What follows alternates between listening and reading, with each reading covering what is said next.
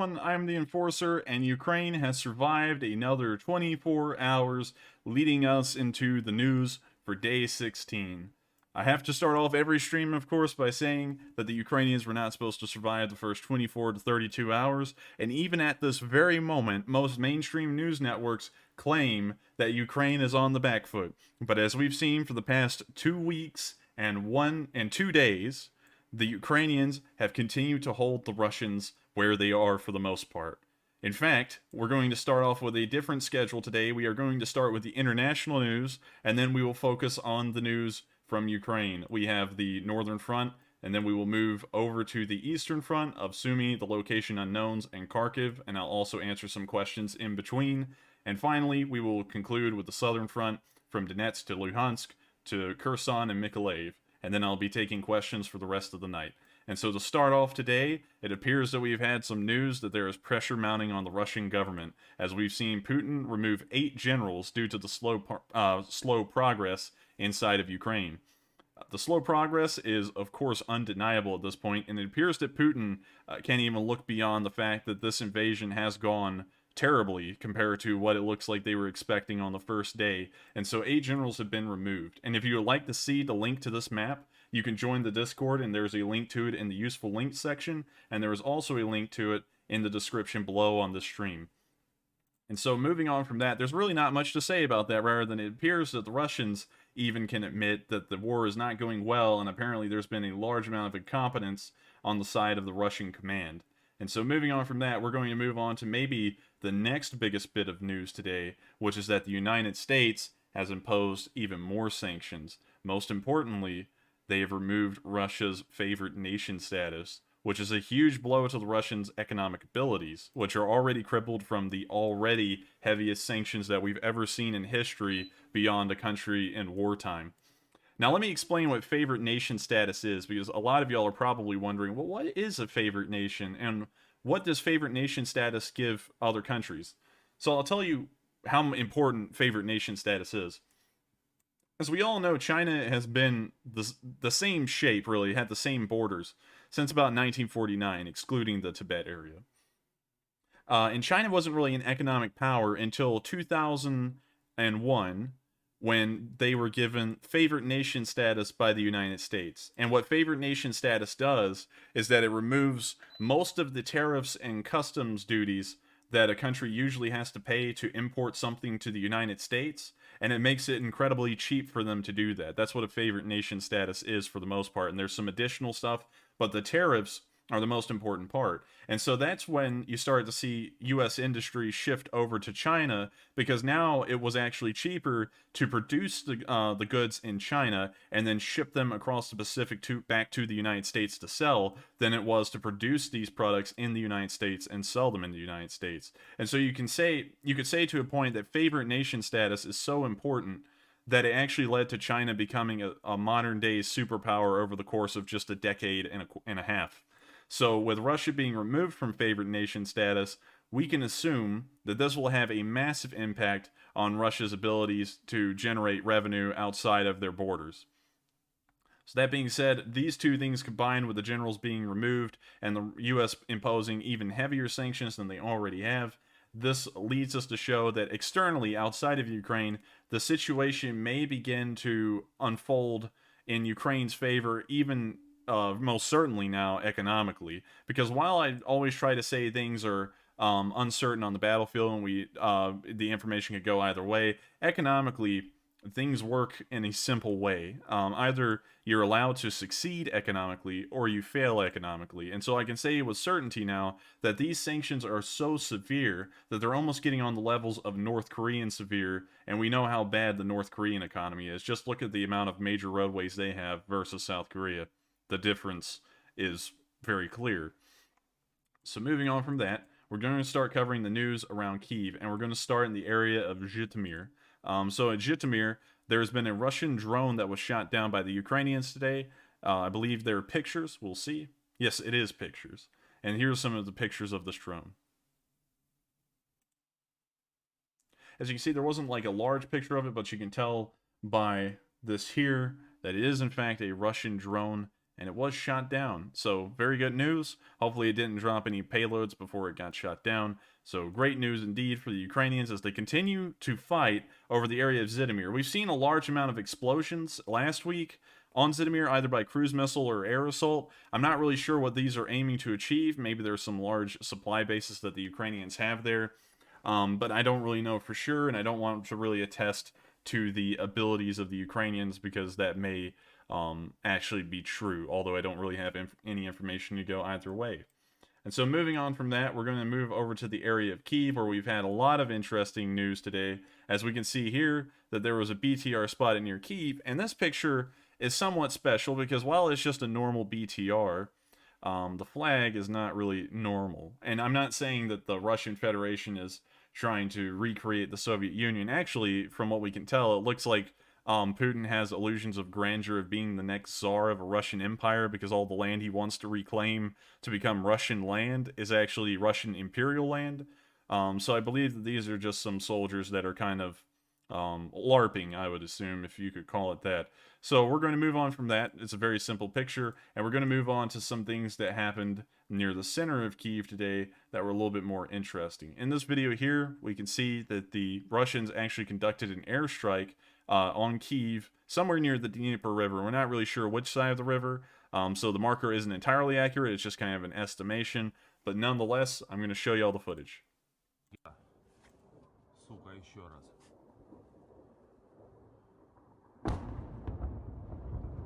Ёбаный в рот. Парни, Петровка. Повторно туда же.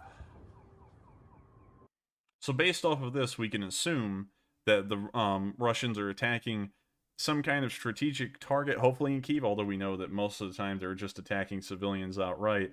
But hopefully it was some kind of strategic target, so that way civilian casualties were at least mitigated, and maybe they missed.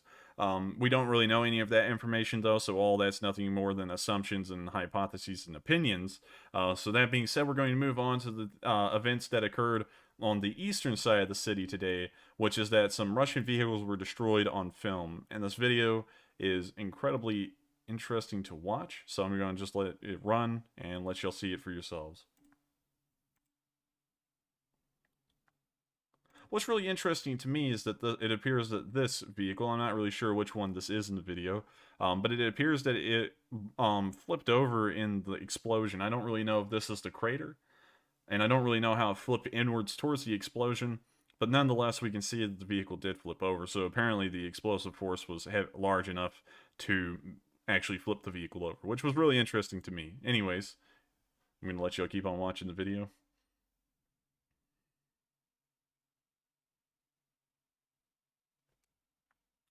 And so we're going to move on from that. The video was rather self-explanatory, so I don't really think I need to provide a lot of commentary on it.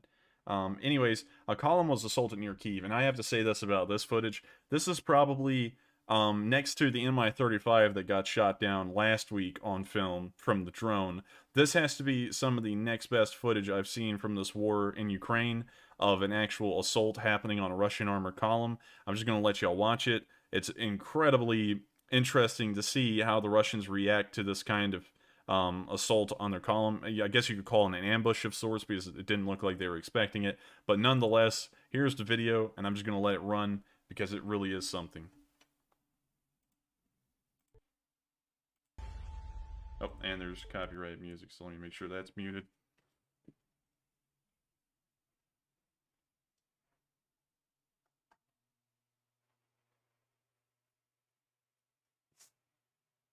Now, I'd like to revisit something here real quick that we saw in this clip. We can see after the first Russian tank got hit, we're going to go back to the start where it did get hit, right here. Boom. So it got hit. It appears that the ammo started cooking off, but the tank is still rolling forward. And we can see that apparently a infantry squad or platoon, I'm not really sure as to the size unit a BMP-2 can carry on its own, but we can see that they start to unload immediately and start to run for the other side of the highway as fast as they can, along with the other BMPs. While it appears that this tank, I'm not really sure if these are T-72s or T-80s, but it appears to start aiming inwards towards the woods and it looks like it didn't really know exactly where that ATGM came from. We know in the video it came from exactly right there, and I'm fine with completely just closing the locations right now because the battlefield has changed so much. There's obviously not a guy sitting there anymore because this was about 16 hours ago. But it appears that the tank, because tanks don't really have great optics. While there has been huge improvements since World War II, when most people talk about tank optics, they're still not great, because the visibility isn't perfect. It's kind of like a knight in armor, and they have the kind of like the visor slit on the helmet, and it makes the vision very impaired. And that's kind of what tank periscopes are still like to a degree. They offer a limited field of view, but nonetheless, we can see here that that's apparently true because that tank just starts aiming into the woods while the rest of the APCs start trying to break for good positions. As we see the remnants of an exploded T-72. It appears that this tank is still rolling forward. That appears to be some kind of BTR-80, perhaps.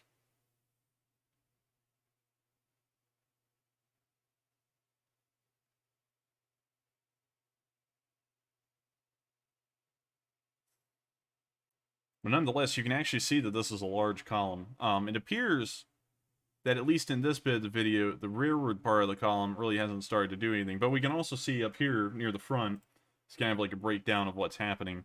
I can't really attest to what the actual strategies used are called because we can't really see where the Ukrainians are. But, oh, yes. It appears that we can actually see a few of them. It looks like they're the white specks right here. And while this tank does shoot near them, it appears that one of them is able to fire off an ATGM towards the tank. And it looks like it may have hit, or it may have hit right below the tank on the ground. But I'm just going to let that replay, and we're going to see what we can see. So that tank fired. You could see the kind of like backblast of the Javelin, if it is a Javelin, firing towards the tank. And it appears that it was a dead hit to the tank, although it doesn't look like it did anything to the armor. But I'm not really sure. We can't really tell from this footage. This tank is dead. It is, the ammo is cooking off inside the turret, so I'm sure that the crew was knocked out immediately, and that tank is just rolling just because the driver is still pushing on the gas in a way, although, tanks don't have gas pedals, they have levers. But nonetheless, very interesting video, and it's very interesting to watch it from the air, because you're actually watching this entire small skirmish unfold in a perfect view in a way, so it's very interesting to see this. It's very interesting to see this kind of film. This kind of quality doesn't come out often. And so this was just amazing, really, to watch. It's very insightful, and I'm sure that people will find uses for this video to maybe even teach how the Russians fight in the future. Maybe the Ukrainians will start dissecting how the Russians reacted to this situation since the footage of it was so good. Anyways, moving on from that, we're now going to past the area of Chernihiv, because there's been nothing that's occurred today according to my news. And so before I move on to the Eastern Front, we're going to take some questions. And so what do we got, Drew? So first up in the queue comes from Naria, who donated $100 to the channel. Says, thank you, Enforcer, for your awesome work. Well, goodness gracious. So thank you very much for the support. Make sure, by the way, everyone, make sure, I'm very glad for the support to this channel, and I can't thank you enough for that kind of donation, but I want y'all to make sure that y'all click on the link below. Before y'all donate to me, make sure to click on the link below in the description and check out all the charitable causes that will help out Ukraine. And then if you still want to support the channel afterwards, please feel free, but I would love, and I feel much better if I knew that y'all are actually supporting good causes in Ukraine. So thank you very much for the donation once again, and thank you very much for the support. It does mean a lot to me to know that I am doing a good job in the public's eye of reporting the news. I try and make sure it's as truthful and impartial as possible. So thank you once again for the support, and with that, we're going to move on to the next question. Next question comes in via super chat from Austin Pack. Says, question, do you think Putin's top generals may be executing battle plans they know will not work, effectively throwing the invasion instead of telling Putin no? Yes, I do believe so, and I'm going to have to reference the Winter War again to kind of give an idea of this. The Winter War happened because Germany invaded Poland, and Poland didn't have the same borders as this, but that's a conversation for another time.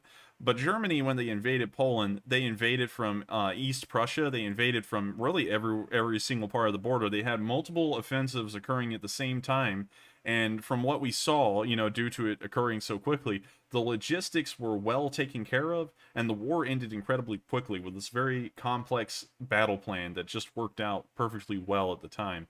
And so the Russians were looking to imitate that and show their military prowess. And so Stalin had the original invasion plans, which was a single offensive that pushed from St. Petersburg, which was called Leningrad at the time, straight to Vyborg, and then to the major cities in the southern area of Finland. Stalin didn't like that idea because it made the Russian army look like they were simplistic in their execution of battle plans, and so he demanded that a new battle plan be made that had multiple offenses, much like the invasion of Poland, and would be very impressive to foreign observers. The generals in charge of the military at the time knew that that was not going to work out well, but they did it anyways because they were scared of the backlash that they would get from Stalin. They were scared they'd be sent to gulags or executed. You got to remember the Great Purge was just still on everyone's minds. It was still a fresh thing that occurred.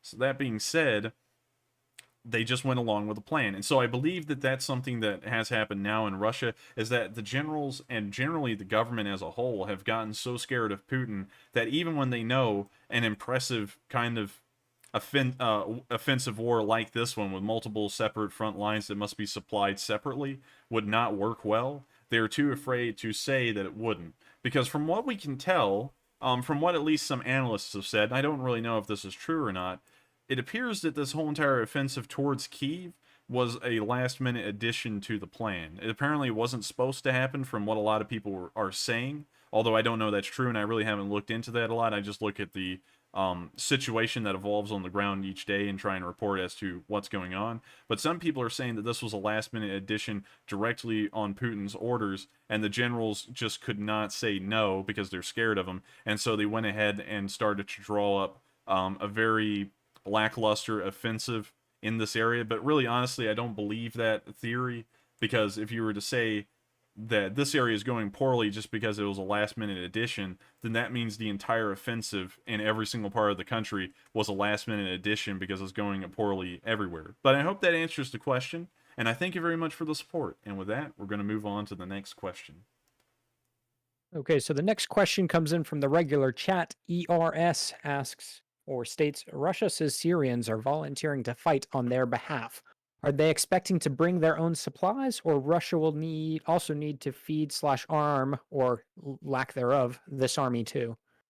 I believe that the Russians will have to supply these people, much like the Ukrainians are having to supply foreigners who come to Ukraine. I believe that they're going to have to be supplied, but I don't really know much about the Ukrainian, well, not the Ukrainians, the Syrians, and I don't really want to say a lot really hyped up about the Syrians, because you got to remember this. There's been a civil war going on for about 10 years now in their country. And that being said, we haven't seen any tactical, well, not tactical, I believe that word's a little overused. We haven't seen any battlefield developments or changes in doctrine that show that the Syrians have learned anything over the past 10 years of the war. They're fighting the war now like they were fighting it 10 years ago, firing machine guns at the hip down a road, just standing in the middle of the street, at least from the footage we see these days that are coming out of Syria. Although I'm not covering that, so unfortunately, don't show that on here. But I don't really think they're going to be much of a threat because the Syrians have no kind of doctrine that actually teaches their soldiers how to fight. It's just kind of a battle royale in the middle of Syria, and there's really no organization to how they fight it. So I don't really think that they're actually a meaningful force. And on top of that, I believe that the Russians will have to supply them, which will, of course, cause more problems to their logistical chains because they're already stretched as it is, as far as we know. They're trying to fix that situation, but it doesn't look like it'll be fixed anytime soon. It'll probably be fixed within the next 2 weeks at the earliest. And so that being said, I hope that answers your question. And I thank you very much for the question. That was a great question. And we're going to move on to the next one. Okay, before addressing those two next ones, we do have a few donations that came in with no questions attached. Thank you, Mr. Jim, for donating 20 bucks. Thank you to Captain Chris for the 10, and thank you for Look in the Mirror. Captain Chris did have a message attached to him to his comment, but it did need to be censored due to our conversation earlier today. Next question comes in from Reflection via Super Chat. Is the West still actively funding weapons to Ukraine? Yes, the West, as far as I know, is still transporting weapons into Ukraine, but there has been no deals, as far as I know, that have added to the number of weapons. I believe it's the original deals that were talked about a week and a half ago, and it's just that they're still transporting those weapons that they guarantee to the Ukrainians. So I believe that's the current situation on that. And I thank you very much for the question. That was a pretty good question. I'll try and get some more information on that just to make sure that that's true. And with that, we're going to move on to the next question. I think we'll answer about 3 more, and then we'll move on to the eastern area, Kharkiv, Sumy, and the Okay. location unknowns. Good copy. So next comment comes in from Paul Price via Super Chat. Says, hit the like button to help stop the propaganda being spread by the media. My thoughts and prayers are with all of Ukraine, day and night. Yeah, thank you, sir. Yeah, thank you very much for the support. Next question. Next question comes in from Takata Store, who has been a frequent donator to the channel. Says, please donate generous to your local Red Cross. Yes, I highly support the Red Cross. The Red Cross has been nothing but a perfect exemplar of humanitarian aid around the world. They help anyone and everyone, and I do have to say that during a war, it is nice to see some civility. So yes, if you would like, I believe the link in the description does have the Red Cross in it. So if you'd like to find the quickest way to donate to the Red Cross, I believe that may be one of them. So make sure to go check that out, and we're going to move on to the last question, and then we'll move on to the Eastern Front area. Okay, next question comes in from Caffeine, who I believe has also been a frequent donator to the channel. Says, any thoughts about the U.S. report that 95% of Russian forces still remain intact? I think that actually made. I think when I read it, the 95% number was attached to 95% of the planned Russian invasion force that was built up along the borders is currently fighting inside of Ukraine and has been activated to fight. I'm not really sure about the 95% being intact. That may be true because if we do have to remember that it was about an invasion force of 220,000 people from what we know. And so if about 5,000 of them have been killed according to the American figures, that means that 2.5% of their military has been wiped out casualty-wise alone. Vehicle-wise, it may be more, but casualty-wise, it's about 2.5%. And so it may be true that about 95% of their army is still intact, but nonetheless, a 3% casualty rate at this point, making as little progress as they have made. And if we go with the Ukrainian number, let me do the figuring on that real quick. If we go with the Ukrainian figure, which I believe is a little liberal in the amount of kills that they've claimed, but nonetheless, it's probably more realistic than the American figure of just 4,000. But if we go with 12,000 and we say that their invasion force was 220,000, wait, hang on, stand by. Let me make sure I do that again. Just to make sure that that's correct. Don't want to be spreading some wrong information. 220,000. That would be 5.4% of their force killed. So if the Americans are claiming that 95% of their forces are still intact, then that means they would have to be admitting to some degree that around 12,000 Russians have been killed, because that's apparently the only way we can get to that figure, is if 12,000 Russians were killed in battle. So that being said, I think I may have to agree with that statement, considering that the Ukrainian casualty statistics would actually kind of back that number up. And so I thank you very much for the support, and that was a good question, by the way. It actually made me have to do a little bit of quick math. And so with that, that's all the questions we'll be taking for now, and we're going to move on to the location unknowns, which we've had a pretty decent amount today. And I really hate the location unknowns, not because the information is poor or anything, but because I can't actually tack down where these were. And so I feel like it's kind of skimping, but unfortunately that's just how it is sometimes. Sometimes things are uploaded without location, and so with that, I'm just going to get to it. So we can see that there's been another video of a TB2 drone at work. I'm going to show you that right now. The footage is pretty interesting to watch.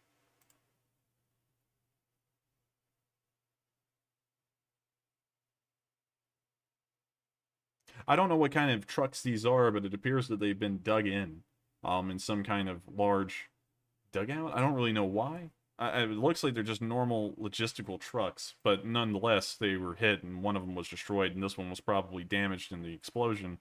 So that's very good news. And so we're going to move on from that, and we're going to move on over to the satellite pictures of the Russians that we've gotten today. So let's take a look at these and see what we can get from them. So, this appears that it may be the 17-mile long convoy, but this right here, I can't really tell what those are quite well, but those look like a line of SPGs. But I may be wrong. I can't really tell, to be honest. It's kind of like the silhouettes are a little too faint to make out what they are. But nonetheless, we can just see a convoy in that picture. We're going to move on to the next one. It appears that it's a picture of the same convoy. Now we can see that it's actually looking a bit shorter. It actually ends around up here where the magnifying glass is, and it ends about down here. So that may be a row of SPGs, but this looks like nothing but logistical trucks from what we can tell. And we can also see some changes and variations of color in this convoy, like these white vehicles here, and this somewhat beige-looking vehicle. And we're seeing a couple of those in the satellite picture, which may suggest, and we don't have any information to back this up rather than just a picture alone, but this may suggest that these are acquisition vehicles that used to be civilian, and now the military is using them to try and transport supplies. And so if that's true, it is true. It would also have to be true that they were having logistical issues and they're trying to bolster their numbers with civilian vehicles, or maybe just even keep a kind of like set level of deficiency in the logistical units by just trying to replace the losses that they've already suffered. So moving on from that, we're going to move on to the next picture, see what we can get from this. This appears to just be a top-down picture. You can see that there's some vehicles. I cannot really tell if those are trucks. They kind of look like trucks, but you can kind of see like the canvas covering over the back of the truck and maybe the cab right there. But I'm not really sure. All the vehicles could actually be different. It looks like we have some kind of jam occurring up here. I don't really know what's up with this, but we've got a large group of vehicles kind of stuck in the same group. So going off of that, maybe we can assume that there has been maybe a pit stop? I wouldn't like to say that these vehicles have crashed because I couldn't really... I like to believe that the Russians are incompetent, but they can't be that incompetent. But maybe they are, you know. The Russians never cease to amaze me with what they can do, but it appears that there's just a cackle of them up there, and that these vehicles are starting to move downwards along this road outside of this small village. So we're going to move on to the next picture. Let's see what we got here. It appears that we've had some vehicle movements out in this field. It looks like there's some vehicles decently spread apart from each other at even intervals. I'm not really sure what these vehicles are or what they're being used for, but we can see that they've been moving around in this field. It also looks like we have some kind of vehicle right here, and small convoy vehicles moving down the road. So that being said, this is an interesting picture, but I really can't get a lot out of this and really try and say anything definitively about what's happening in it. But nonetheless, it's an interesting picture to look at. So that being said, we're going to move on to the next one. I'm doing a little bit of a breakdown on these because I saw these today and they were very interesting, and maybe we could get some information out of them. This actually looks like... yes, this is the bridge. I believe that's near Irpin. I believe is the correct pronunciation. That was blown up heading into Kyiv. Because if you remember in that footage, there was this park over here on the side, and it appeared that all the civilians were having to climb down the bridge, like down the destroyed bridge, cross the river, and then climb up on the other side. So that may be that bridge, and it appears that there's been a massive traffic jam or an amount of vehicles in a queue that are sitting near the bridge. But I can't really tell what they're there for. It looks like it's maybe just a traffic jam. Due to the bridge being destroyed in the first car stop, and then it just resulted in a jam afterwards. But very interesting picture nonetheless. That is probably the bridge in Irpin. I can't really confirm that rather than this park as a reference. So if you'd like to try and pull up any videos, let me know in the chat if I was correct about this being that bridge in Irpin. Anyways, moving on from that picture, we're going to take a look at this one. Can't really tell much from this picture, and I'm not one to waste too much time. And so we're going to move on to the next picture. I'm just trying to see if we can get anything good out of these pictures information-wise. This... I know what this is. This is the Hostomel Airport, because right here is the burned remains of the Antonov 225. That's the hangar that it's in. And this is the State Aviation Museum over here, and it looks like you can see maybe another... Nah, that's not an Antonov 225. That can't be one of those. But we can see the Hostomel Airport here, and it appears that there's a fire going on here at a fuel silo. I don't know who would have hit that. Maybe the Ukrainians have hit it, since the Russians do control this airport now, and the oil, that gas or oil or whatever you would like to call it is currently being used to supply the Russians. But let's see if we can scope out any activity on the field. No, not really. It looks like there's really no activity at the Hostomel Airport. Maybe the Russians have decided to not use the airport even after capturing it. Because in this one picture alone, there is absolutely no activity on the taxiways. This aircraft was there in a Google Maps picture, by the way, so I know that that aircraft isn't being used. And the rest of these are all kind of like a collection in a museum down here. So, that being said, we're going to move on from this picture. Once again, rest in peace, Antonov 225. It's right in that hangar in the bottom left corner. Ukraine says they will build another one. Hopefully they will after the war. So moving on from that picture, I'm going to take a look at this one. This is just another picture, it looks like, of the Hostomel fuel silos burning. So we'll move on past that. Let's see if we can get anything out of this picture. This may be taken in the Bucha Irpin area, considering that the last one was in the Hostomel area. But I cannot see anything in this picture. At least, you know, just taking a quick glance at it. So we're going to move on from this picture. I'm going to take a look at this one. Let's see what we got. We can see a destroyed building here. It appears to be some kind of large factory. Not really sure what kind, but it does appear that it's been burned entirely to the ground. So, whatever it was, unfortunately, that is definitely chalked up as a loss in this war. This has been burned to the ground in its entirety. So we're going to move on from that picture. We're going to move on here. This apparently is a satellite picture of Chernobyl and the sarcophagus. As you may remember, they've actually replaced the old sarcophagus with a new one, and they just simply rolled the new one over the old one, as you can see here. And it appears that in this picture, we can see that there has been no damage to the Chernobyl reactor, but at the moment, the problem has not been resolved with the reactor. They have about a day and a few hours left of gas in the generators to make sure that these reactors do not melt down, and then after that, we don't really know what's going to happen. Hopefully they can get the situation resolved soon, because if they cannot, that's going to be very bad news for everyone involved, most particularly, the Belarusians, because the radiation will fly upwards into the jet stream, and then it will carry over into Belarus like it did back in the 80s when the reactor actually did have its meltdown and exploded. So that being said, we're going to move on from this picture. I'm going to take a look at this one. Let's see what we got here. I cannot tell where this picture was taken. It looks like, if I am correct, I may be wrong on this, but we do have a fire over here. I don't know what's been hit. Maybe that's some kind of small army camp, although that kind of seems like a weird place to put it. We also have some salt farms, it appears, maybe. Those look a lot like salt farms from what I know, but I may be wrong about that. And we also have a factory up here. So if anyone would like to try and find this on Google Maps and let us know exactly where this is, that'd be interesting to know, because there's a decent amount of landmarks. We have this one factory. We have the blue-roofed buildings. And we also have these kind of like salt farm looking fields out here. So if anyone could give me some information on where that is, I would love to know. And finally, it appears that we've seen another burnt down factory near a whole bunch of commie blocks. And so I don't really know where this is, but it appears that this factory has also been destroyed entirely. Well, maybe, no, I'm sorry, correction. I do believe I may actually know where this is. This may be the supermarket in Chernihiv. I'm not really sure, though. If anyone would like to verify that for me and try and find the location of the Chernihiv supermarket, let me know, because I would like to know if this was that building that burned down.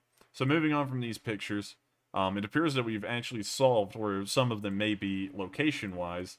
And so now we're going to move on to the next bit, which is that we can see that there are more Russian forces in Ukraine. I'm just going to show you all this right here. The pictures are in unknown locations, but I just wanted to show the pictures anyways. So you can see this looks like some kind of mortar shell. I'm not really sure about that, though. There's a Russian in front of a destroyed apartment block. They love to take pictures in front of destroyed apartment blocks, which is kind of weird because the Russians love to deny that they're attacking civilian structures, although in this picture we can see they clearly are.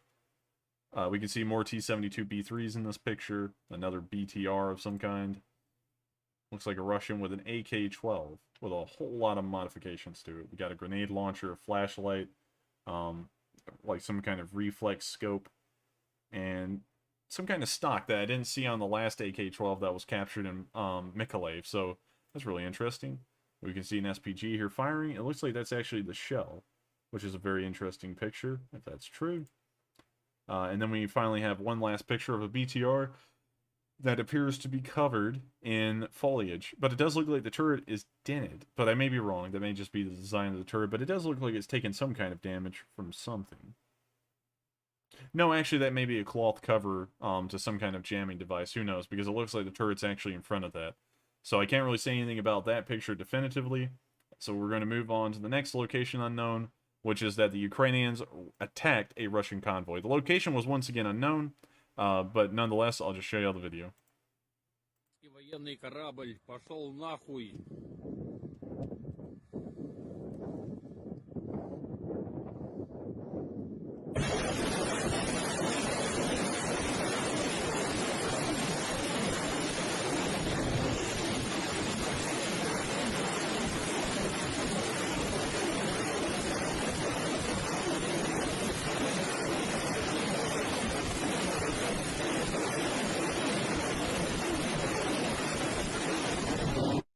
I like how this doesn't even look like a road, it looks like a sidewalk. The Ukrainians are getting ingenious as to how to get around the Rasputitsa and also move their units into favorable locations. So I really like that. That's a good one.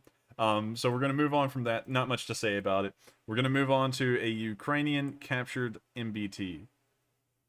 So you can see here in this video that the Ukrainians are using a captured Russian T-80 BVM. I'm just going to let you see the video.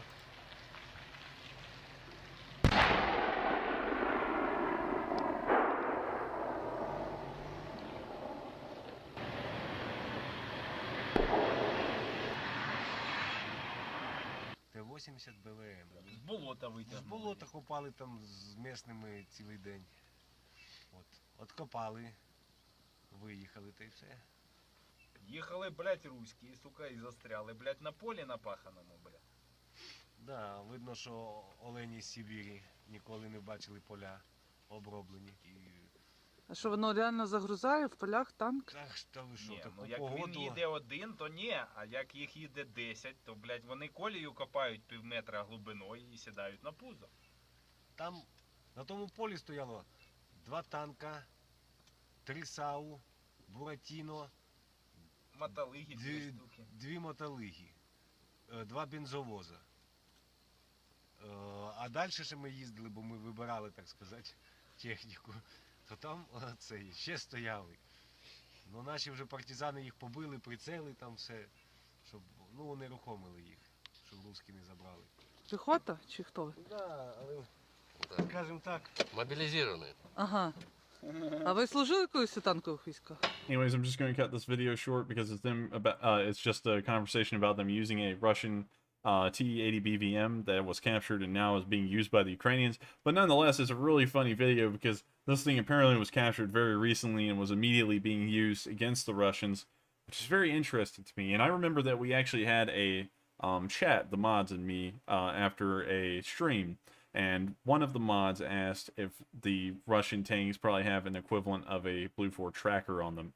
And I'm not, I don't really have any information to go either way on this right now, but it does appear that this T-80 may not have a Blue 4 tracker on it because the Russians haven't targeted it and destroyed it, although it is being used against them. But there's a whole bunch of stuff that could lead to that not happening if there was a tracker on it of some kind. We'll just have to see in the coming days if anything starts to result in captured Russian tanks and if they do have some kind of tracking devices on them, because we don't really know. And so, that being said, we're going to move on to the next clip of evidence that we've got, which is a Russian tank was stuck. Of course, as usual, it's a Russian tank stuck in the mud. I'll just show it to y'all. The Rasputitsa is getting them good. As you can see right there, it looks like the tank almost sank in an ocean because most of it's below ground level. It just literally sank into this kind of like wet bog of a creek. And I don't think either side will be able to get that one out, honestly, because it looks like it's in there pretty deep. But once again, if there's a will, there's a way, and they'll probably get that thing out eventually. Moving on from that, we can see that a Ukrainian has created a homemade rocket launcher. There's not really much to say to this. The guy apparently is just a genius, and he decided to create himself a homemade rocket launcher. Hopefully it is effective, and it can be used against the Russians well. And that being said, I'm just going to let you see the video. Це називається піздець москалю. Давай, Вась. Єбать, тулюсь. I think he may have lost a small part of his face, but we didn't see that in video, and it appears to work, so hopefully they can use that against the Russians to great effect, whether it be soft targets or tanks. So moving on from that, we can see that a Russian BMP was destroyed today in this video. Of course, this is self-explanatory, and this is almost normal in Ukraine at this point, because the Ukrainians have been slaughtering Russian vehicles to an extent that no one can even imagine at this point. And while they are doing that, and we're wondering if the Ukrainians are taking equal losses, as far as the information that I've been able to find, which I haven't been able to verify, and so they haven't gone on stream because they're not entirely true, and I don't want that to be represented as a complete truth. So this is kind of going off of what's been said. The Ukrainians have lost about a third or a quarter of the amount that the Russians have lost in the course of this war. And so if that's believed to be true, and I'll let this video play, then the Russians are losing an egregious amount of vehicles compared to what they're actually defeating. That actually appears to be some kind of BMP from the front shape of the hull. Yes, it was a BMP. Apparently, I was just... Well, for some reason I thought I said BTR. Apparently I was just imagining that. So we're going to move on from that, and we can see that there was a BMP destroyed. Is this the same video? Did I put this up twice? I believe I may have.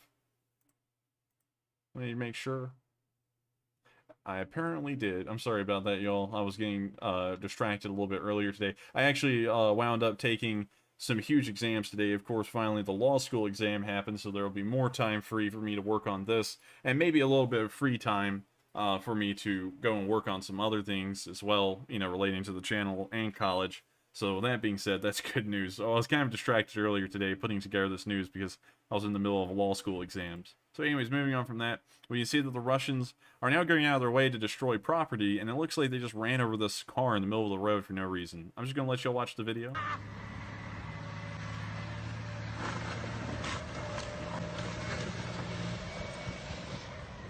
Also like that the brake light came on for just a split second. It lets you know that the Ukrainians build vehicles of great quality because the brake lights even work when the car is just moving backwards while it's being crushed. Take a look at that.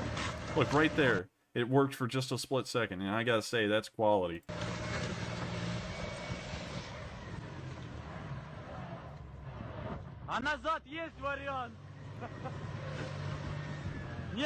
And another thing I'd like to point out real quick is that the Russians don't have a lot of best and greatest tanks. So you can see here, this is another BMP-1, and we're starting to see a lot of these things around everywhere. And BMP-1s are considered the, how do I say this in a nice way? They're considered like the ass crack of APCs. Like, these are like the worst ones imaginable, especially out of the BMP kind of series. And yet the Russians appear to be fielding a large amount of these, which is telling me that the idea that they have a lot of good vehicles has actually been overstated, and it appears that they actually have a large amount of terrible vehicles and they have a small amount of good vehicles. So we're going to move on from that because it was just simply a BMP-1 running over a car. And we're going to move on to our last bit of information, well, location unknown information, and now we can see that a man called Igor owns a Tor. This thing is $20 million. It's about the equivalent price of around 5 T90As. So if that puts it into perspective how valuable a single one of these things are and that it was abandoned, now you know. So they've captured about 3 of these, and they've captured about 5 Pantsers. And so in total, and the amount of AA vehicles they've captured alone that we know of, which is just a small handful probably, the Russians have lost hundreds of millions of dollars in captured AA vehicles alone that the Ukrainians are either destroying or using for themselves. And so that being said, congratulations to Igor. The tank is, of course, tax-free. The Ministry of the Interior in Ukraine declared that all spoils of war that Ukrainian citizens are able to take and keep will be tax-exempt.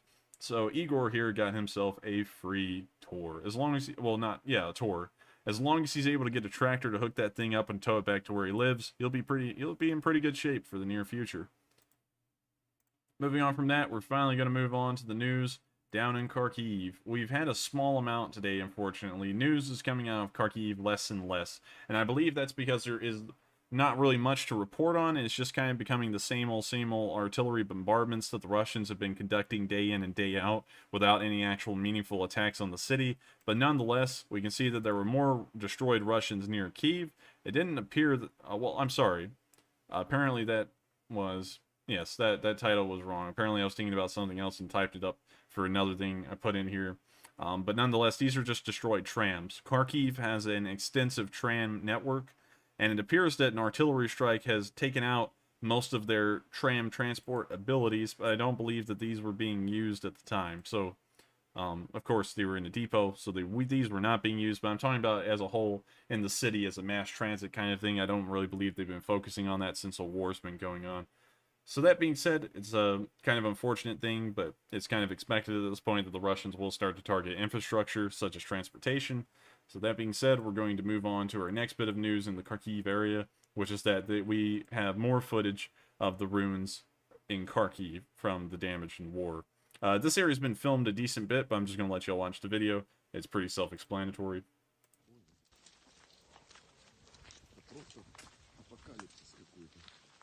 Я ничего подобного в жизни не видел вживую. Я вам серьезно говорю, это шок. Только сейчас я вижу последствия того, что я пережил позавчера. Из какого ада я выбрался. По этой улице я эвакуировался. По этой улице я уходил. И вот там чуть дальше меня ждала моя группа. И оттуда мы отсюда уехали. Если бы мы уехали позже или не уехали, мы попали бы еще вот в эту добавочку. Вы понимаете вообще, чего я избежал?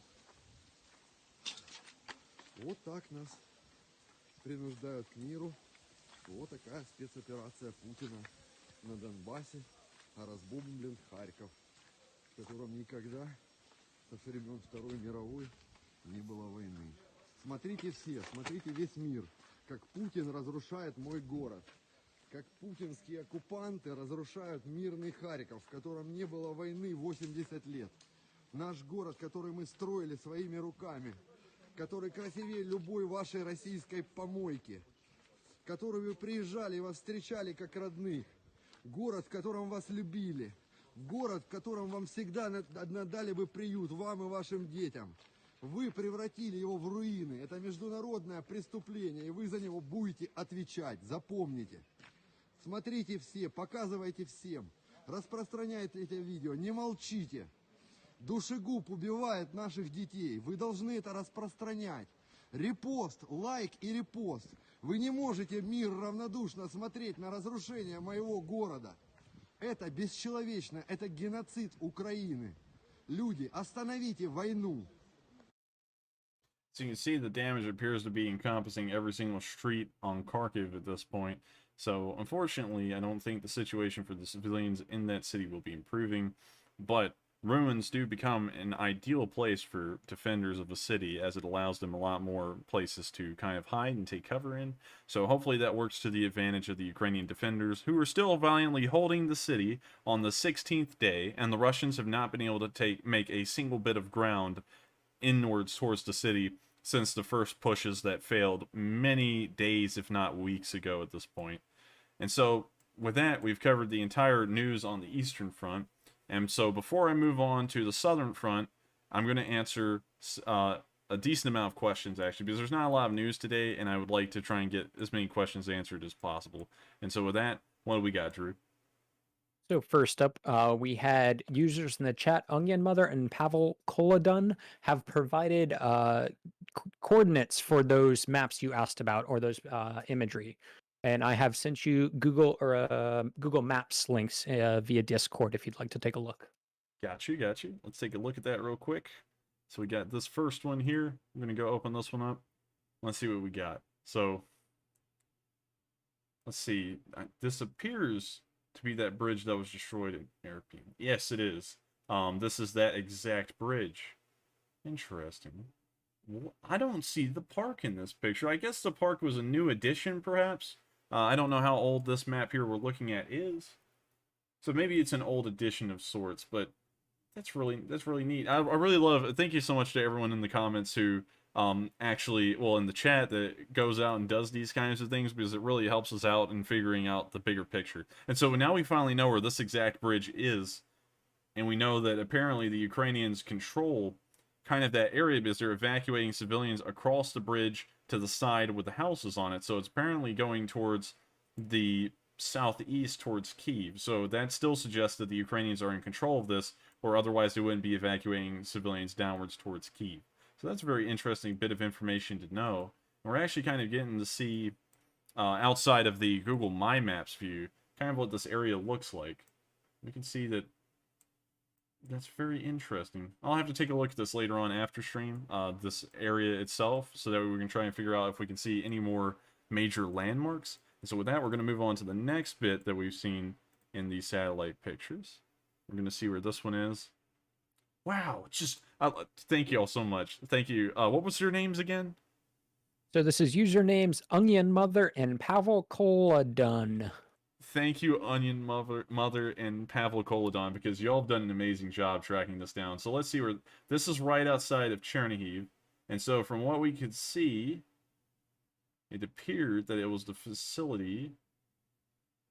I can't really track down the facility right now, and I don't want to waste too much of everyone's time, but we do know that this is to the southern area of Chernihiv.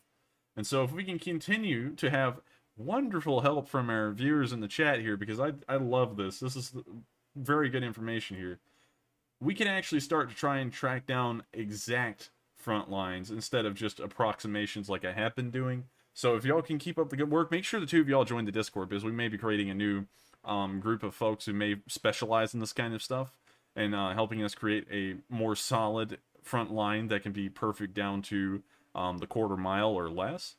So make sure to join the Discord, and we're going to see about doing something like that in the future if we can manage it. And so thank you all so much for that for that information, because that's helping me out a lot, trying to uncover what's going on here. And with that, we're going to move on to the next question. Next question comes in from Liths Embers via Super Chat, asking, is Poltava under attack? I have a friend there. As far as I know, in the news I've gotten, Poltava is not under attack. It appears that there was a breakthrough convoy at Troistinets, but it doesn't appear that they've made it any farther than Troistinets from the information that we've received. It appears that they've been stalled there by some kind of Ukrainian defensive. That also being said, we do not know of any forces that have made it past Kharkiv, either encircling it and moving beyond or not. So at the moment, the closest that the Russians have gotten to Poltava in any direction is Troistinets and Kharkiv, as far as my information goes. That may be different. Of course, the situation is always evolving, and I don't get all the news from the front. I just try and gather as much as I can, and sometimes things do slip through the cracks every once in a while, and some things may have occurred through stream where Russians have bypassed Kharkiv, and well, at least with a breakthrough convoy or something larger, and they were moving towards Poltava. But at the moment, from my information, the answer is no. And so I thank you very much for the support. Make sure, guys, to check out the charitable causes link in the description below to support helpful causes to the war effort. So make sure to check those out as well. And I thank you very much for the support. And we're going to move on to the next question. The next question is follow-up from yesterday, where we had a super chat donation trying to get clarification on their question from Vasily1 in regards to a video where a group of Russian soldiers, infantrymen, are retreating while dragging one of their soldiers. Do you have any additional commentary on that? Yes, I do. So, the Russian infantry appear to have taken fire, and one of their soldiers was wounded, so they're trying to pick them up and carry them back. So that's really all the commentary I have. I don't really know I'm sorry, but I don't know the exact details of that. So thank you very much for the support. You've been asking that question for days, so I'm kind of getting a good laugh out of that. I'm sorry about that, but I thank you very much for the support. And so we're gonna move on to the next question. I'm sorry. Deep breaths. Deep Yeah, breaths. we're gonna All have right. to So take next deep one. breaths. Next one comes in here from Knuckles. I heard the Russians are trying to change over electricity at Chernobyl from Ukraine grid to Belarus. How hard is that to do, and how long do you think that would take? Also, keep up the good work. Thank you very much for the support to the channel, and also thank you for the good comments. I always love to hear that the channel is beloved by the viewers. But anyways, moving on from that, I'm not really sure about the Russians changing the power grid. I haven't actually heard any information about that, but I was assuming that once we figured out that the power grid had gone out, I'm sorry, I'm still kind of laughing about the last one. There wasn't really much funny about it. It's just that he's been asking that for days. We've been trying to get an answer to him, and we finally got an answer tonight. And it's just kind of funny to me that it's taken so long. But anyways, moving on from that, I don't know about changing power grids. I think that the Belarusians and the Ukrainians may use kind of like the same electrical equipment. Let's take a look at that and see. Does the Ukrainians and Belarusians, I'm misspelling all that, Belarusians share the same power grid?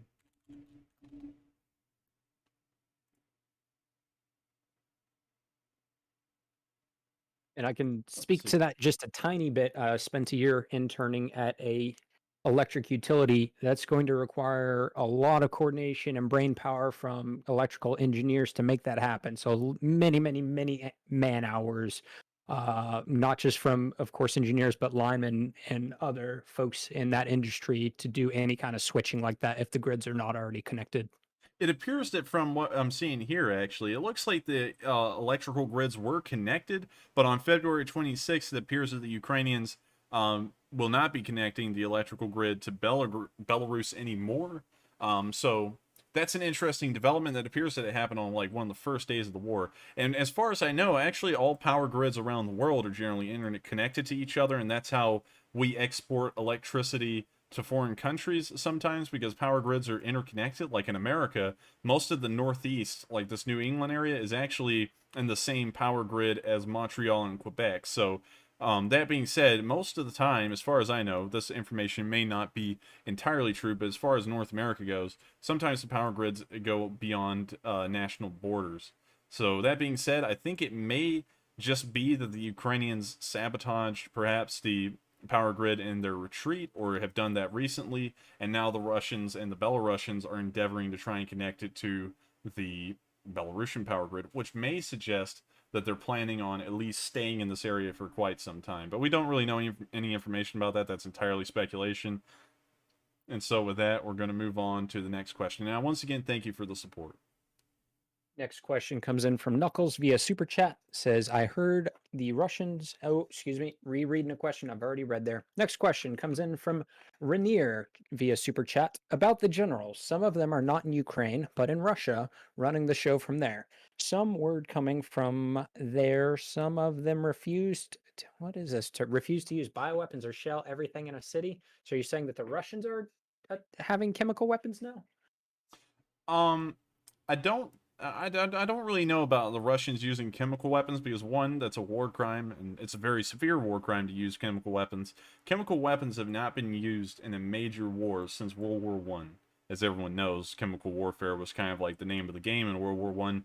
But afterwards, everyone kind of got together and decided that chemical warfare wasn't really cool, because it was very inhumane to the soldiers on the field in a way. Well, not in just a way, it was actually inhumane, period.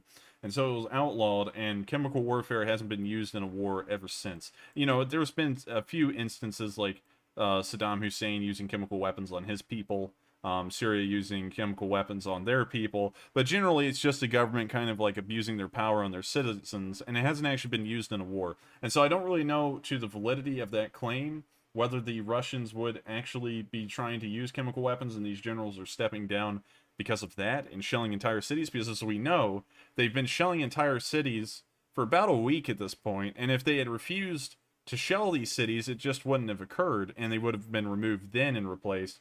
So I don't really think that's necessarily the case. I think it may be something different. I actually think it's the already aforementioned kind of like statement that he removed them due to slow progress in the war, and so he's trying to blame them as being incompetent generals, and that's the reason this is failing, and it's not because the Ukrainians are actually good fighters and they're holding their own. So that being said, I believe it's more in that direction, but once again, it was a pretty decent question, and I thank you very much for the support to the channel, and with that, we're going to move on to the next question. Next question comes in from Blown Apart via Super Chat. Says, excellent information. It seems like things are looking fairly bad for Ukraine at the moment. Thoughts? I don't really think they're looking necessarily bad. I'm going to have to try and pull up let me see if I can here. Let's just pull up Google My Maps. Google My Maps. There we go. Let me go to this and go through all the maps I got. We're going to go to the day 1 map if I can find it right here. I'm going to show you all the situation on day 1. This was the situation on day 1. This was the first 24 hours of the war. And no one will find this map anywhere because it's just not usable anymore. It's very dated at this point due to all the changes on the battlefield. But nonetheless, if you look at this, and then you look at this map here today, the only reasonable changes to this map that have actually occurred is this breakthrough convoy area up near Konotov to Priluki. We can see that that's changed up here. And we can also see that the Russians have kind of made some advances in the south. They've taken Kherson and moved a little bit up towards Mykolaiv, and they've connected these two fronts from Mariupol to Melitopol. But they haven't actually made significant progress anywhere, especially in the Kyiv area since the first days of the war. If we go up here, you can see that they have captured Chernobyl and Pripyat within the first 24 hours. And all this stuff in green here was actually what I assumed they were going to be doing during the first day of the war. At least that's what I thought their first day objectives were. And so I drew them in green and said, hey, this is probably what the Russians are wanting to do within the next couple of days. And so if you fast forward a little bit and you look at what happened during the war, as far as I knew, Kyiv actually did get encircled on the eastern side in exactly that form. But the green area around here hasn't been filled back in because there's really no point. This front line moves a lot, and that's a lot of changes that have to be made, which take a lot of time to the map throughout the day. So that green area wasn't added back on. But you can see that this area is still added on, and we know now that the Russians are trying to move into Brovary, and so they are actually trying to fill in this area that was part of their first day objectives, as far as I was assuming at the beginning of the war. We can also see down here that they did take Melitopol, and they stretched out as far as Mariupol. So as far as that, it looks like they actually did achieve their first day objectives. They also took Inner Hodar as well, which I assumed they would take. And then they expanded outwards towards Mariupol. So I didn't actually include that as a first day objective because I believe that was a decent ways into the war. And so it appears that in the south, they may be a little bit behind schedule, but not enough. Not by a lot. It appears that things are kind of going okay for them in the south, but over here in the Mykolaiv area, we can see that they've made hardly any progress. They broke up to, they broke through up to Bashtanka, and then they got wiped out of Bashtanka and then pushed back. And I believe there was a little breakthrough convoy that drove up the P06 towards Voznesensk, but then they got obliterated, and then they got pushed back as well. I believe that this group right here that was heading up to Voznesensk, the breakthrough convoy that I never put on the map because it was just such a short-lived thing as far as my information was concerned. I believe they were heading for some kind of nuclear power plant that was further up the way, but they never made it. So that being said, I don't really think that the Ukrainians are faring poorly because, as we can see from this map compared to the first day map, not a lot has changed really in a lot of places, except for a few, and the areas of large changes are just breakthrough convoys. So that being said, I'm going to close that map. I hope that answered the question. And thank you very much for the support. And with that, we're going to move on to the next question. So next question comes from Jesse D'Angelo via Super Chats asking, what is the situation in Ivano-Frankivsk? It's a hard word for me to say. I have family and friends there, and it appears there were recent bombings. I actually do have those marked on the map. That's a great question. And since it kind of breaks like the usual schedule, but since you want to know and you have family there, we're going to break the schedule and go there immediately. We have seen footage of an airstrike in Ivano, and I'm just going to shorten that down to Ivano because it's very hard for me to pronounce the names of these towns. And it appears that it was a limited strike. It doesn't really appear that it was large in its severity. It appears that it was very brief. So I'll just show you the video real quick so that way you can see for yourself.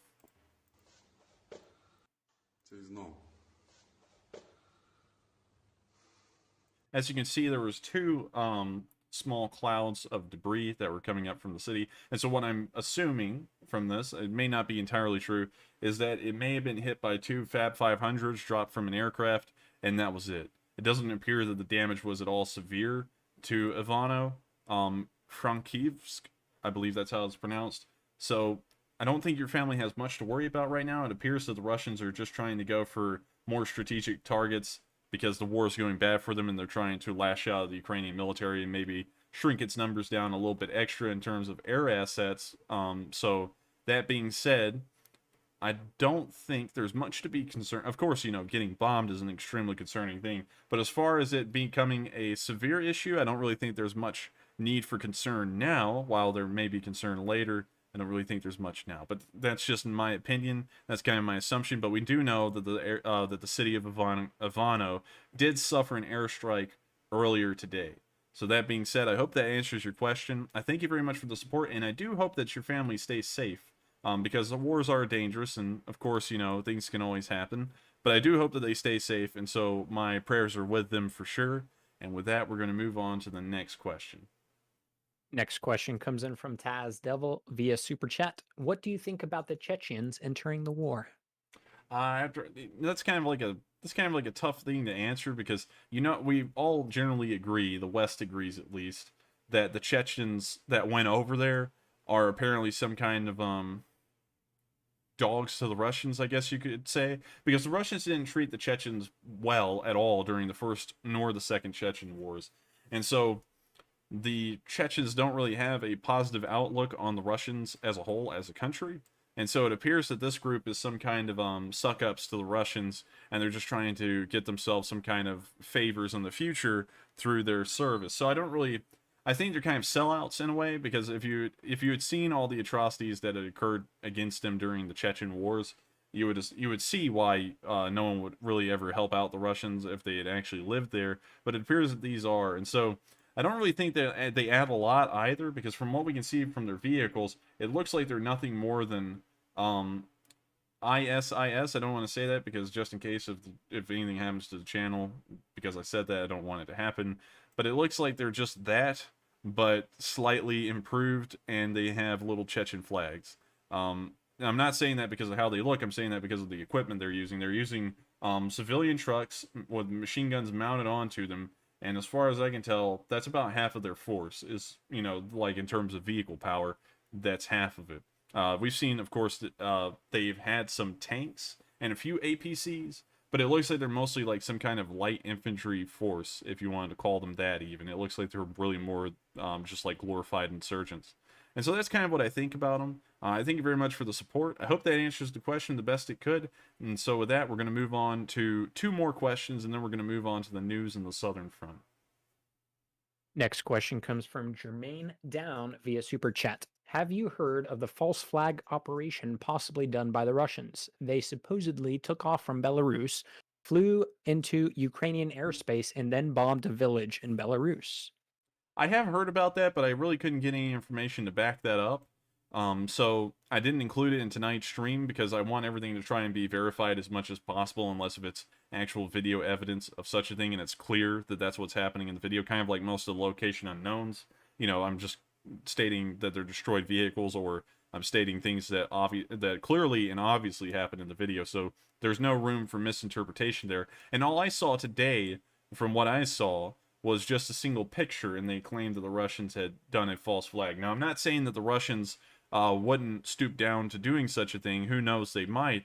But at the same time, I don't really have enough information to confirm it nor deny it. So at the moment, I'm kind of on the fence about that, but I have seen it, and I am trying to look into the situation. And if I can get any more news on it, it will show up in tomorrow's stream. So I hope that answers the question to the best of my abilities. And I thank you very much for the support once again. And with that, we're going to move on to the final question, and then we're going to cover the Southern Front. Next question comes in via Super Chat from James Lynn. Any idea what the Ukrainians have in reserve west of Kiev? Is there enough to conduct a counterattack if Kiev is encircled? We don't really know how much is to the west of Kiev, but we do know that during the first encirclement, because just in case if any of y'all are kind of new to the news, I'm going to recap a little bit of what happened in Kiev as of the first week. And let me see if I can actually just go back to Google My Maps and find that map, because it would be very good to just show it. Ukraine war map, we'll go to the first week. And so I'll try and show y'all what it looks like.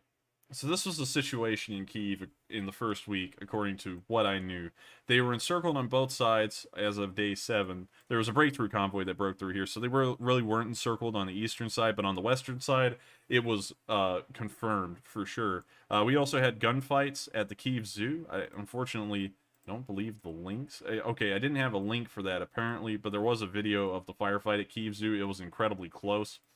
And the Russians had pushed almost into the center of the city down the major roads that are highlighted in purple.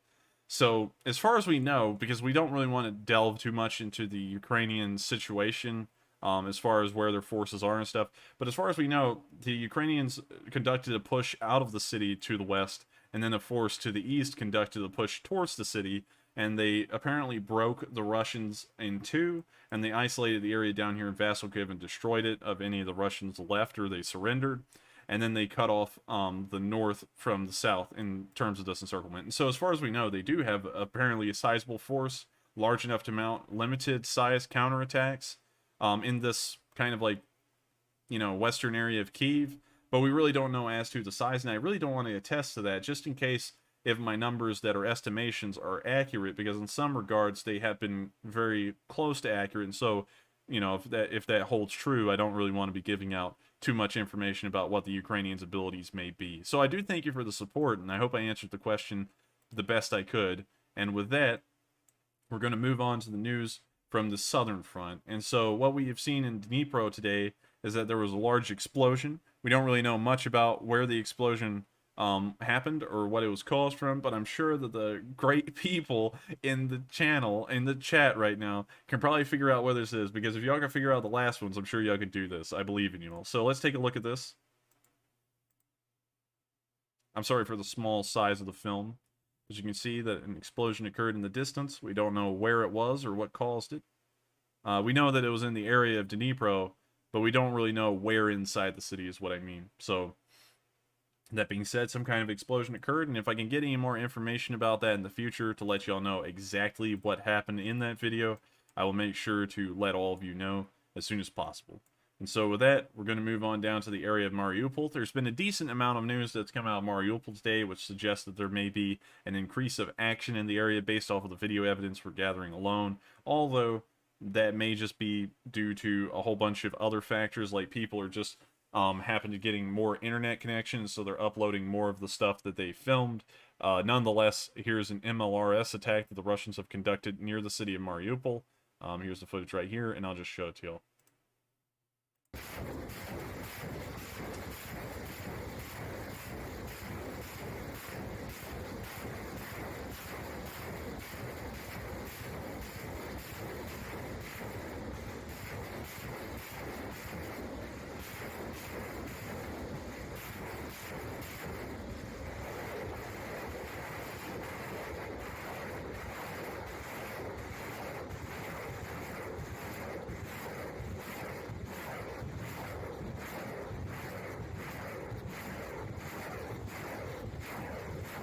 It's always interesting to see the MLRSs at work. I'm going to cut that video short because it's just them firing for the entirety of it. But I always wonder how long it takes to resupply these grads once they fire their entire battery of rockets. Because I would assume that it would probably be a lengthy process to reload these, but who knows? Well, I would like to get some more information on that, but I guess we'll figure that out maybe tomorrow, and I'll do a little bit of research on that since I've got a little bit of extra time to do that. So now we're going to move into the city, and we can see that there has been some captured tanks in Mariupol. I'm going to show you all these right now. These were captured by the Azov Battalion. This appears to be the same guy who may have given us the video briefing in last week's map, but it looks like it's two T-72B3s in more or less decent condition, at least in running condition it appears. And so hopefully they can put those to good use defending the city, and hopefully they can get some more humanitarian supplies in there, because as of the moment, the supply situation is grave inside of Mariupol. As far as I know, they've had heating cut off to the city, as well as water. And as of course, food must be supplied to the city as well, and since there is currently an ongoing siege, food is kind of a rarity to come by in the city as well now. So hopefully that situation can be alleviated soon. I'm not really sure how the Ukrainians could manage to do it, but hopefully they can, and hopefully the defenders will hold for a bit longer. And so moving on from that, we can see that there's been some damage in Mariupol. I'll show you all this video right now.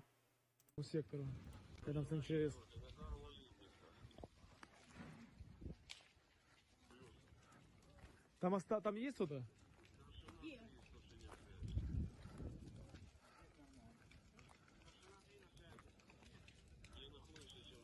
Прямое попадание.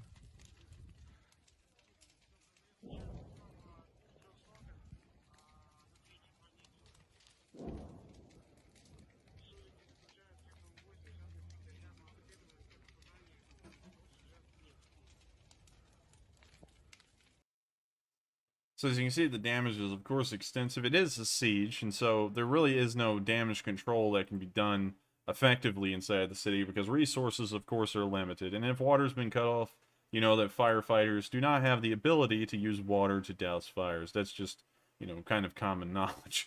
So that being said, now that I'm Captain Obvious here, just stating the obvious, it appears that fires that will be started inside of Mariupol from artillery bombardments, if they do occur, will probably blaze uninterrupted without any sign of stopping because there will be no way to stop them due to a lack of water. And so we're going to move on from that, and we can see that there was a DPR attack in Mariupol. Sometimes I see this called DNR. I'm not really sure if it's the Donetsk People's Republic or some other name for it, something Donetsk, something Republic, I don't really know, but we're going to move on to the video.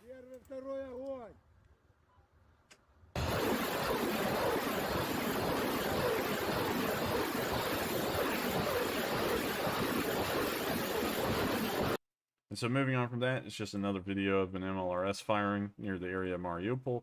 We're going to move on to our last bit of news from the area of Mariupol, and that's a Russian tank inside the city, I believe. Yes, it is. And this is a drone footage of it, so I'm just going to show you the video.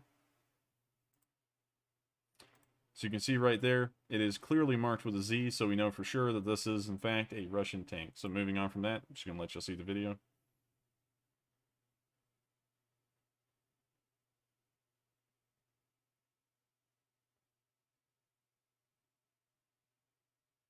And it looks like, based off of how it was moving after the bomb hit it, it looks like the engine was still operable. Or maybe the engine went out, but the tank was just still rolling due to its momentum. But it does appear that that tank was knocked out. So that's very good news for the defenders of Mariupol. They have claimed another tank, hopefully also taking the crew with it, because the crew can, of course, be used in another tank if they survive. So that being said, it's a good thing that the defenders of Mariupol still hold, because it's tying up a bunch of valuable resources. And if you want to know how many of those resources there are, you can watch yesterday's stream. And in that stream, I explained to a great degree how many soldiers are tied up at sea and on land trying to take Mariupol at the moment. So that being said, we're going to move on from the area of Mariupol, and we're going to move on over to the area of Kherson. And with this, we're going to be nearly wrapping up the news. So if anyone's got some questions, hang on just a moment, and we'll get to the questions very soon. So now moving on to the area of Kherson, we can see some pictures of the remnants of the battles that happened in Kherson days prior. As we can see right here, this is from Russia Today, so of course they're always going to be trying to show Ukrainian vehicles, but these vehicles were in fact lost days, if not maybe a week or more ago. So it's not any recent losses, these are in fact old losses, but nonetheless, here's the video.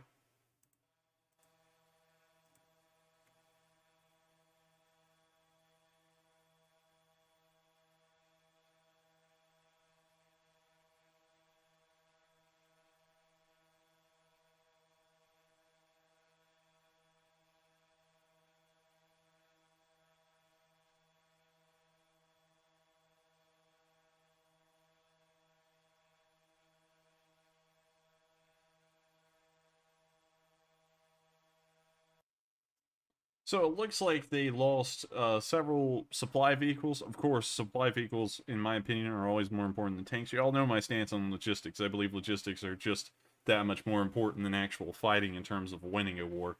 So, unfortunately, they lost a decent amount of supply vehicles. But it looks like the Russians just gawked at this one tank. And so, based off of what we can see in the video, if all we can see in the video is the only world that exists in Kherson, that means that the Ukrainians only lost one tank and the Russians only have one tank to like Google over. As you can see, they just take on different perspectives and views of the same tank over and over and over in the exact same spot.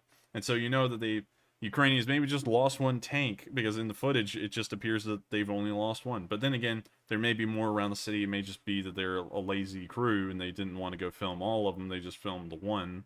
And so, that being said, we're going to move on from Kherson, and we're going to move on to the area of Mykolaiv. The news that's come out of Mykolaiv lately since yesterday has been kind of slow. We've been getting less news than usual. That may suggest a slowing in combat, or that may suggest that civilians are not able to upload the videos like they've been doing regularly. But nonetheless, we can see that there is a Russian Tiger armored car being used by Ukraine. So I'll just show you all that right now. Доброго ранку, ми з України. Отримали нову техніку, як нову, трофейну техніку для патрульної поліції, для патрулювання міста і не тільки міста. От, з козаками. З озброєнням, все як потрібно. Ось набої. Ось так. І працюємо.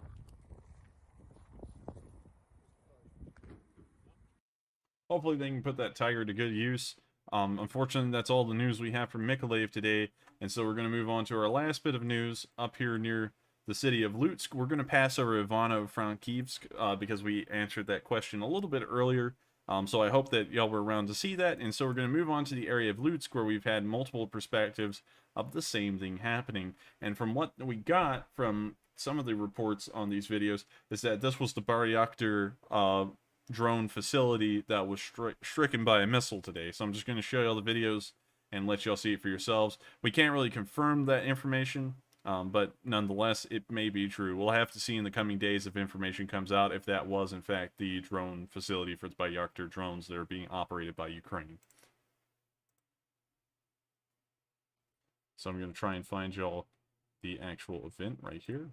So we'll skip forward. And so you can see the explosion occur in the distance. Unfortunately, this camera's in a black and white color scheme, but you can actually see it looks like a few impacts out there near the facility.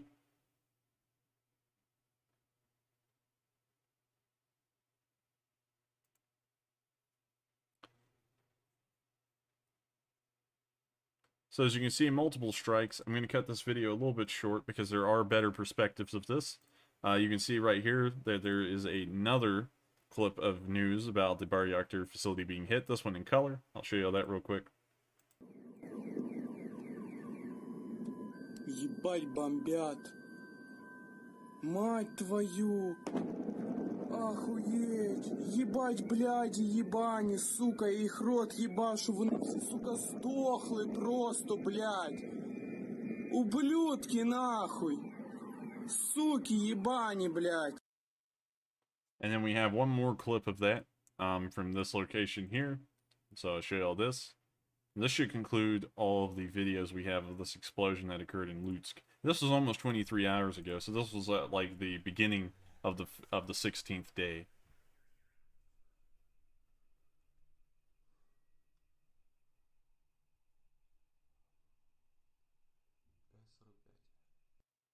So if this information is true, the Baryaktar capabilities of the Ukrainians may be damaged to a decent degree. I don't really believe that they'd be operating all of the Baryaktar drones out of one airfield, but if they are, that may be a serious hindrance to the abilities of the Baryaktars for the next days while they try and figure out a way to get the Baryaktars flying and set up a new facility where these, drones can operate out of. And so that being said, we've covered all the news in Ukraine today, and so with that, we're going to go back to answering as many questions as possible. And so what do we got, Drew? Next question comes in from the regular chat. CYBR says, is there a comprehensive source of geolocated damage data in Kharkiv? I want to see if the apartment where I live was hit.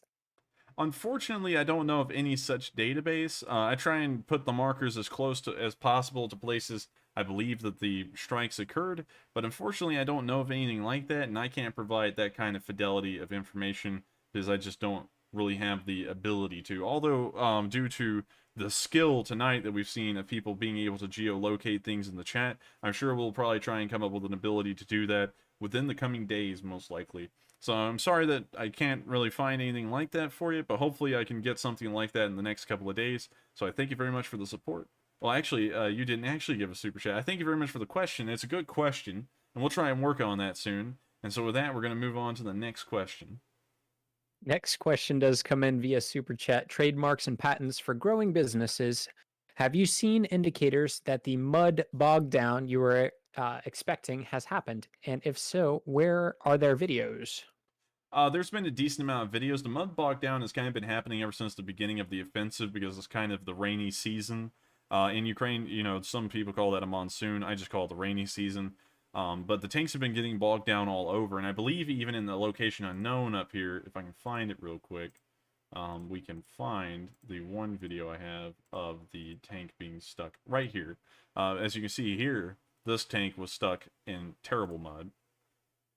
It's stuck to the point the whole entire hull is almost below the ground. So this is kind of the Rasputitsa I'm talking about, because you can even tell that the tank that the guy was standing near was actually kind of like submerged in the mud as well, and apparently was not unmovable, and so these tanks were just abandoned because they were stuck. So the Rasputitsa is occurring. I don't have a lot of videos of them now because this map is brand new. It's only 2 days old. But if you look at last week's map and the week before that, you can actually find a lot of video evidence of Rasputitsa bogging down the tanks. And so that's a pretty good question, and I thank you very much for the support. And with that, we're going to move on to the next one. Next question comes in from Just Talking via Super Chat. States, my fiance is in Ukraine. Her family is in Odessa. Some have decided to fight. Can you give a general idea of what you think could be the story of Odessa in this war? This will be communicated to them. So, well, now you put the pressure on me, man. So I'm gonna try and assume what will happen. There's two things that will happen. First off, we know that the Russians are not going to launch a naval invasion, apparently, again, without controlling the land that they are going to launch the invasion into, which doesn't make any sense to me, but according to all the information that's been gathered, the naval invasion force that's kind of hanging out in this area of the Black Sea is just waiting for the forces to break through at Mykolaiv and apparently start attacking Odessa by land. So with that being said, there's two ways that Odessa's story can go in this war. Either the defenders at Mykolaiv lose the battle and they get pushed across the bridge, they do not blow up the bridge, and the Russians secure control of it, and they start funneling down the M14 towards Odessa. If they do that, the city of Odessa is now going to become the target of a siege, and considering that the Russians will control all of the land east of Odessa, we can assume that a naval invasion would probably happen somewhere. And now this cannot be confirmed, but just looking at this, in this inlet right here, because this looks like a pretty decent spot. It kind of has a beach on it. Let's pull that up on Google Maps and see if that would be a good spot to put it in or not. Because if they have the ability to create artificial breaks, that would actually be a decent little spot for a second. So let's put that on the layers on satellite. And so there we go. Let's take a look at this. I mean, I don't know. I think Ukrainian defenders could actually get up in the city and attack the naval invasion force pretty well if they were prepared for it. But then again, if the Russians have pushed them all the way back to Odessa down here, they control this area.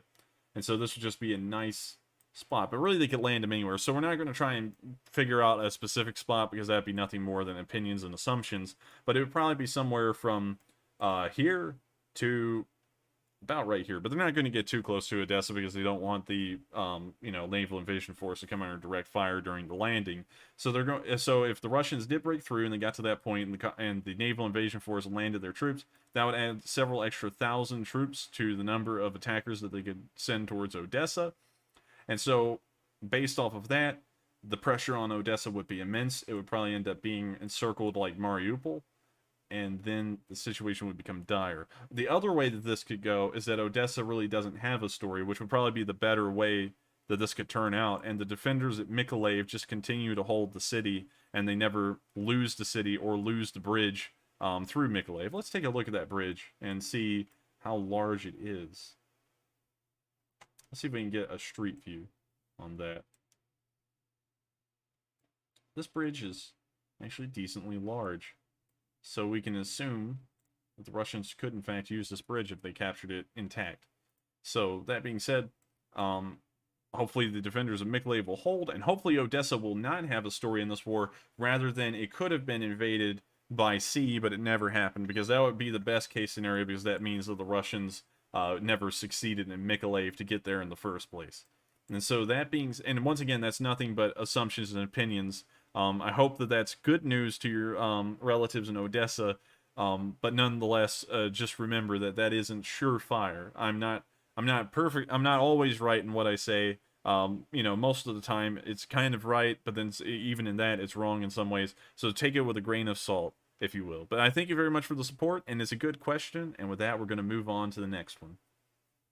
So this next question comes in from user Reflection, who did a super chat yesterday. However, they must have had to step out before they heard their answer. So if you want to address that, they say, How long will it take to distribute the Western weapons packages, and how long will they last the Ukrainians? I believe I answered that to some degree yesterday. Something about transporting weapons from Florida. I believe that may have been your question, but I'm not entirely sure. But the weapons that are transported to Ukraine, I'm not really sure the timetable that the Ukrainians are operating under to deliver those weapons to the front.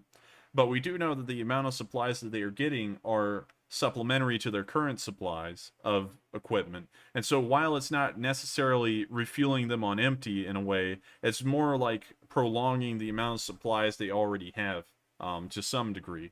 And I really can't attest in any way as to how long their supplies will last, because we don't really have any definite numbers on Ukrainian logistics supply and stuff like that. So it's kind of all a gray area. And on top of that, if we were able to assume that well enough, like we did with Russian logistics, which now appears to be mostly true, it would be giving the Russians a bit of an upper hand if they're also on here listening in a way. So I don't really want to give a surefire number on that to a point, but I do thank you for the support, and I hope that answered the question good enough.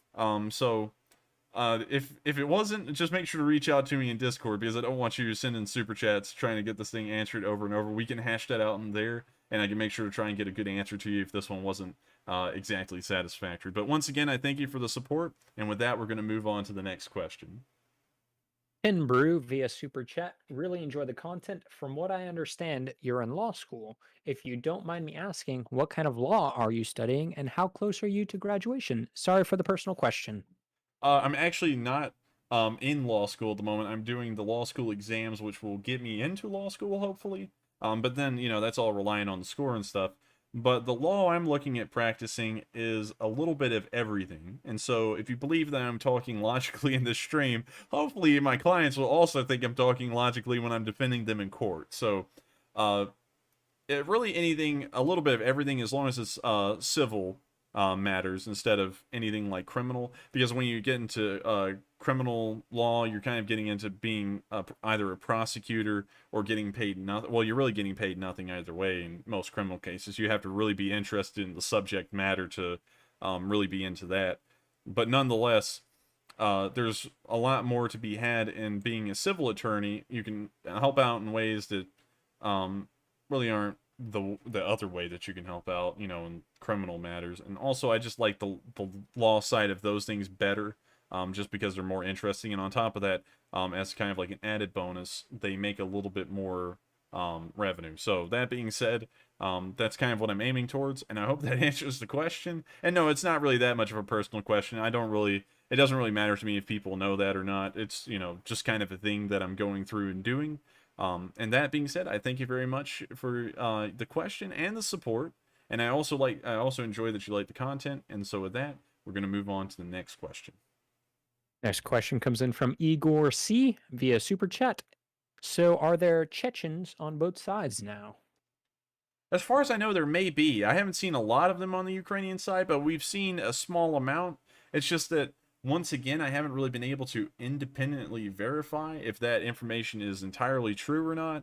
And if I have some doubts about things, they don't show up in the news or as a marker on the map. So I haven't been able to verify that to put it down, but as far as I could see, it may be true. It may go either way at this point, because we have pictures, but we really don't know locations. And so I don't really know where they are to be able to approve whether they are there or not. So that being said, I hope that answers the question to a decent degree, and I thank you very much for the support. Any support that you'll give helps out the channel to a great degree. It'll help us budget in the future. So any support at all is highly appreciated. And with that, we're going to move on to the next question. Next question comes in from Wes via the Discord. Asks, didn't Russia practice building platoon bridges like a week or two before the invasion started? Will they end up doing the same if the bridges at Mykolaiv is rendered useless? And how dangerous is it to build one of these in active combat? We know that they did build one. I know exactly what you're talking about. But the thing about that is, I don't know the speed of the current on this river, because you got to remember that pontoon bridges are directly affected by the current and speed of a river. And so if a river is very fast moving, it may not be possible, as far as I know. Although, the military could have found a way around that, but in common sense, if something is built out of kind of like pontoons across a river and the current is incredibly strong, I feel like it would put a lot of stress on this bridge. I mean, like, I think Drew's actually a civil engineer, and I don't know if you have any experience in the realm of pontoon bridges, Drew, but do you think you could kind of speak on the matter of a pontoon bridge on maybe a fast current river and how effective that may be?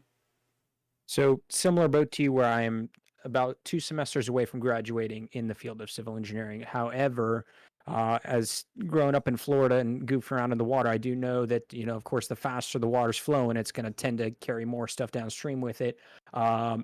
As far as the actual military bridge pontoon boats, how much force can they take? It depends, I guess. Are they tethered to the opposite side via steel cabling? Then they very well may be able to withstand the currents that are flowing through there. I don't know enough about that particular river section. What are the flows, and what specific equipment are we assessing here?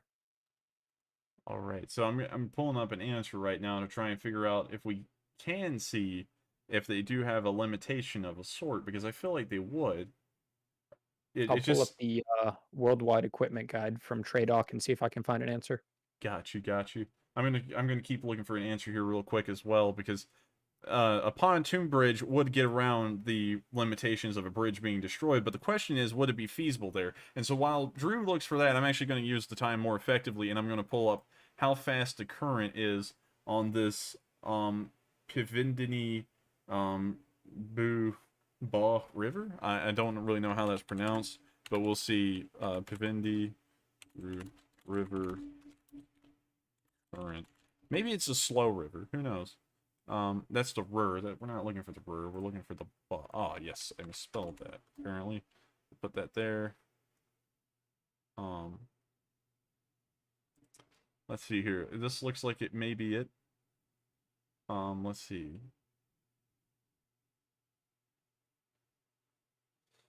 Left bank. So, can't really tell. Can't really tell from that. We're going to try and find something else on it. Let's see if we can just get the name of the river. We cannot. So let's see here.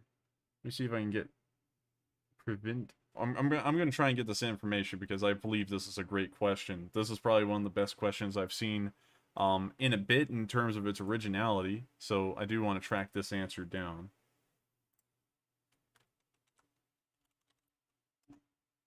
Let's see, Privdin River Current.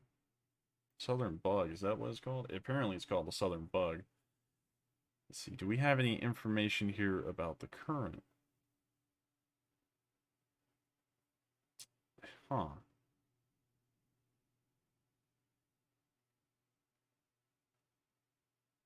In the Discord, I've sent you a link to the Worldwide Equipment Guide's heavy folding pontoon bridge for this Russian piece of equipment. There's a description of the equipment as far as how long these span lengths are, how long it takes to set them up. However, I'm scanning through there, seeing if there's any limitations stated. Got you. I'm going to give up on the current question, because it appears that there is no public information about the speed of the currents on this river. But it does appear that there is some kind of white water here, maybe? I don't know. I mean, like, maybe that's just a problem with the satellite image. So I really can't say what that is.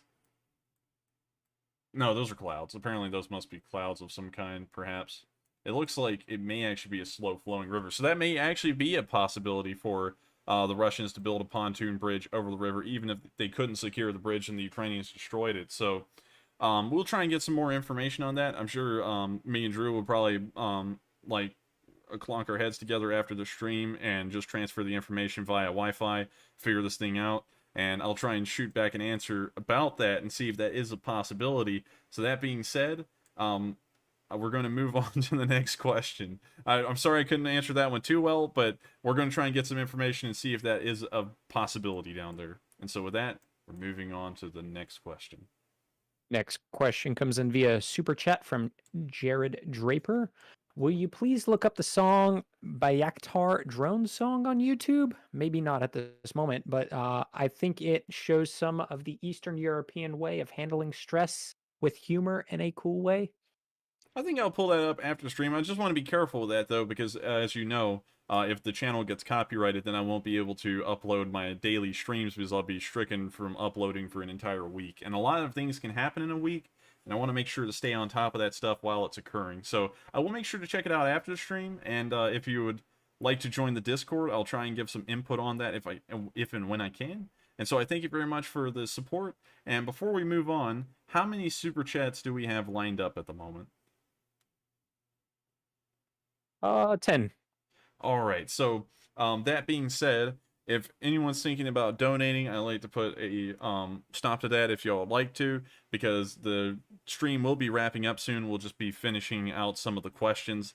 And so if you would like to donate, if you would like to save it for tomorrow, please do, because I don't really think I'll be getting to any more questions past these 10. And so we're going to wrap up these 10, and we're going to end the stream afterwards. And so what is the next question? And just as a reminder, if you're itching to donate towards the cause, there's a link in the description below.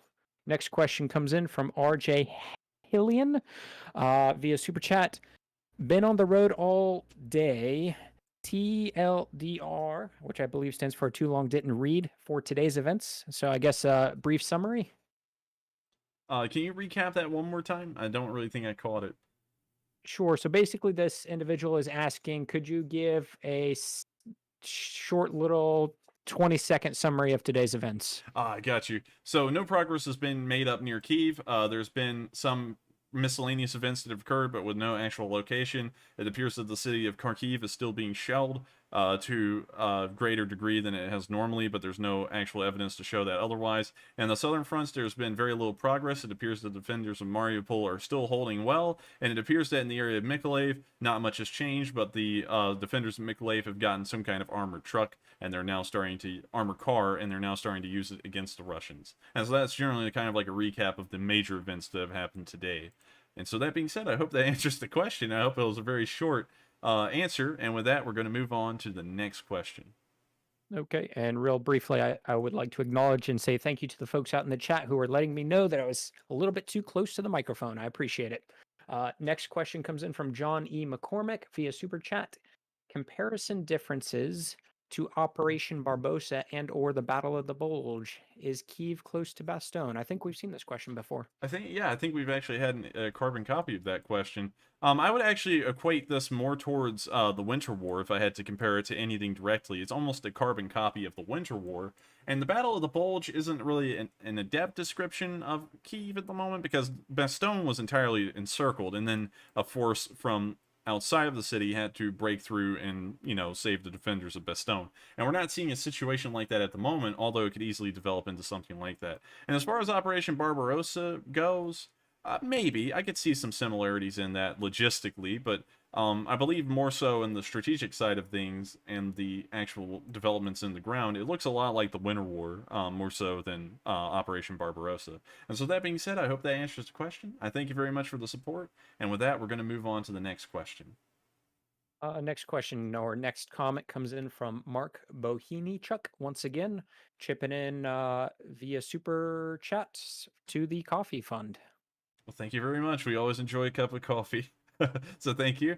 And once again, I just thank you for the support. Anyone who supports the channel is helping us out with planning for the future. And so I thank you all once again. And with that, we're going to move on to the next question.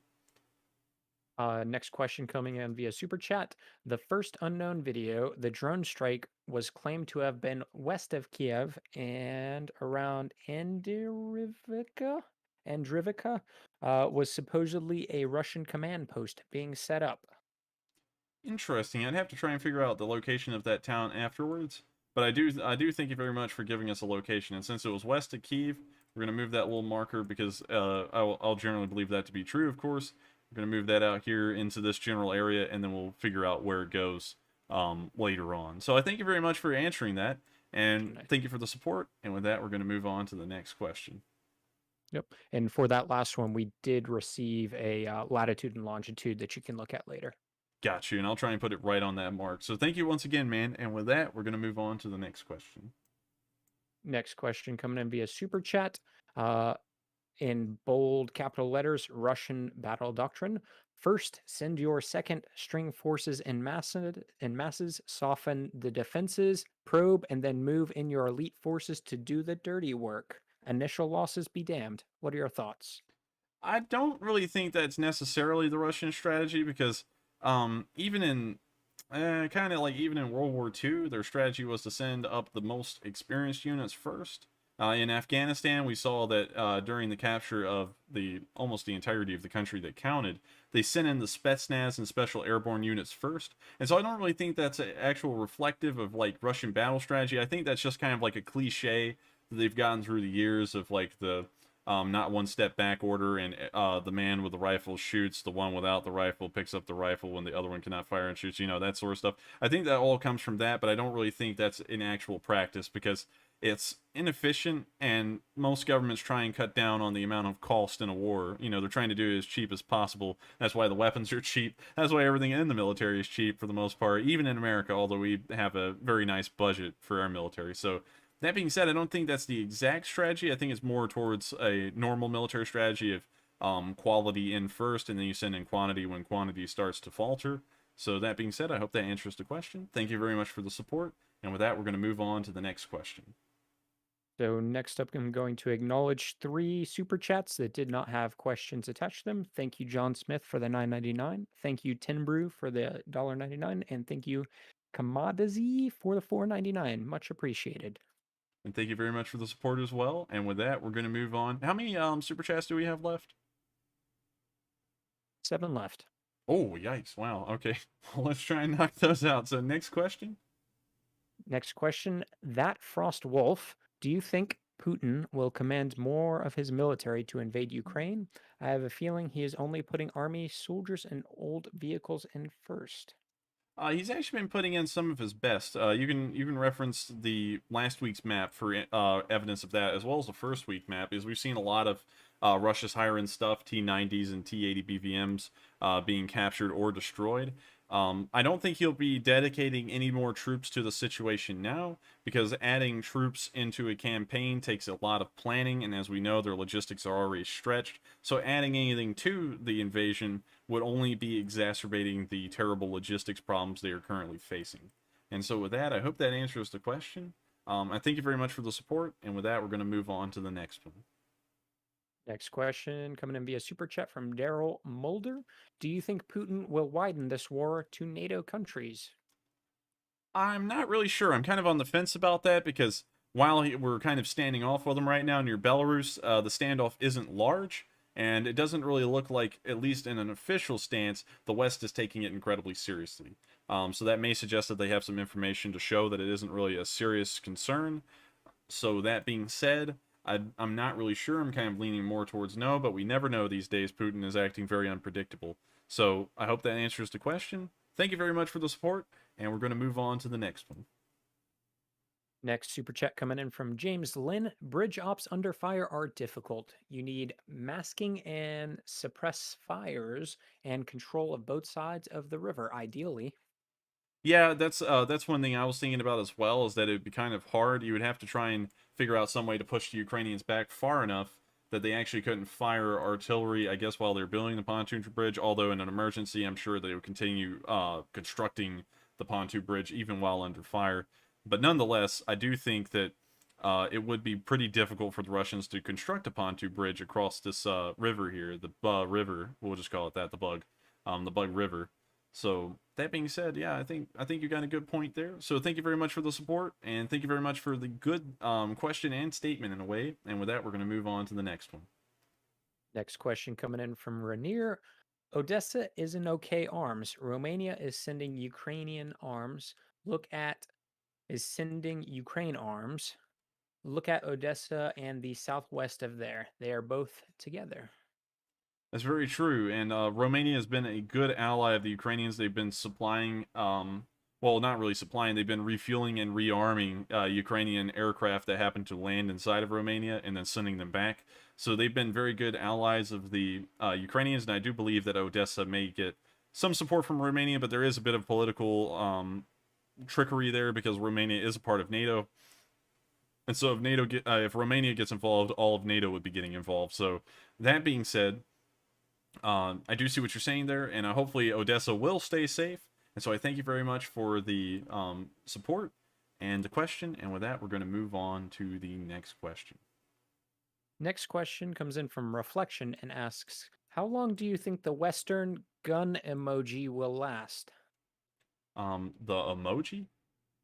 Yes, a gun emoji. So maybe how long do you think the West will continue supplying weapons, perhaps? I believe that they'll continue supplying weapons as long as the war goes on, because it does have a large deal of support in the West to the point that we're imposing sanctions that have never been seen before in this kind of severity all at once. So that being said, I think that they'll keep on coming. If the Ukrainians request more weapons, as long as they're not anything really out of reach like aircraft, because at the moment we can see there's a huge debacle about the aircraft, I believe they'll probably be getting everything they ask for. So that being said, I hope that answers the question. I thank you very much for the support, and with that, we're going to move on to the next question. Next question. It's really just a statement via super chat, giving Putin a silly nickname of Poontang. Okay, thank you very much for the support, man, and yeah, I can kind of agree with that. So thank you very much, and with that, we're gonna move on to the next question. Hope maybe it might be another statement, but we'll move on to the next one. So next one is just a donation with no question attached from Andrew J. Thank you very much for the 20 Australian. Thank you very much for the support, man, and with that, we're gonna move on to the next one. Austin Ben asks, has there been any info on Ukrainian mobilization? Are they still training reserves? Are they all deployed? Thanks for the work you do. Well, thank you very much for the support. I always like to know that people do appreciate the content. As far as I know, I haven't been getting any additional information about the Ukrainians mobilizing or any information at all that they're still training units. So I believe that they've already kind of gone through their crash course training process for their TDUs. They've, of course, been getting well equipped. We've seen in yesterday's footage that the TDUs look like the normal Ukrainian army at this point. So that being said, I think most of the reserves have kind of been mobilized at this point, but we don't really know that for sure. We don't have the exact numbers of how many reserves they had versus how many they mobilized. We do know that a general mobilization order was given, so I believe that everyone who was in fighting order was sent to fight at this point, or was equipped or at least trained to fight, and they're being held somewhere. So we'll just have to wait and see on that. But I thank you very much for the question. That's actually a good question. I'll have to try and look into that and see if we can get any info to show one thing or another. But nonetheless, thank you very much, and we're going to move on to the next question. Final super chat for the evening, coming in from Patrick Forney. Do you think Russia will use tactical nuke? I know tactical nukes are part of Russian doctrine. And you also got a last-second donation with no question from Last the Dude. Well, thank you very much to Last the Dude.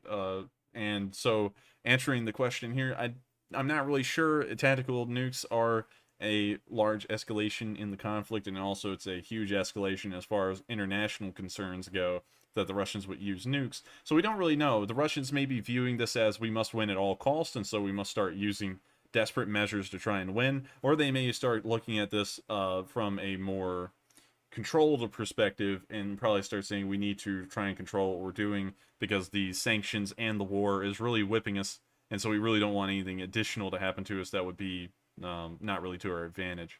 So that being said, I'm kind of on the fence about that, kind of like how I'm on the fence with is Russia going to try and go to war directly with NATO? Kind of on the fence about that as well. But I hope I answered the question the best I can. And so with that being said, unfortunately, I would like to answer some super chats. Well, actually just some normal questions from the chat. I usually try and answer about 2 or 3. Well, actually, you know what? No.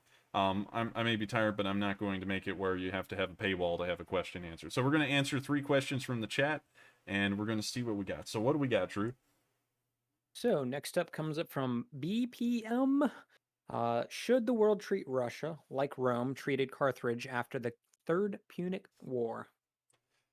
I hate to say this, but I'm not really a big fan of ancient history like the Romans and stuff. I kind of know about, like, the Roman military and how it was organized and how they fought and stuff, but I don't really know the actual history of Rome, like what happened during the Punic Wars or the Gallic Wars or the Germanic Wars or anything like that. So I really can't attest to what happened to Carthage during the Punic Wars. I know, I'm sorry, probably a lot of people are like, what, you don't know about Roman history? But I just kind of focus more on modern history past around the 1500s, early 1600s, and then on.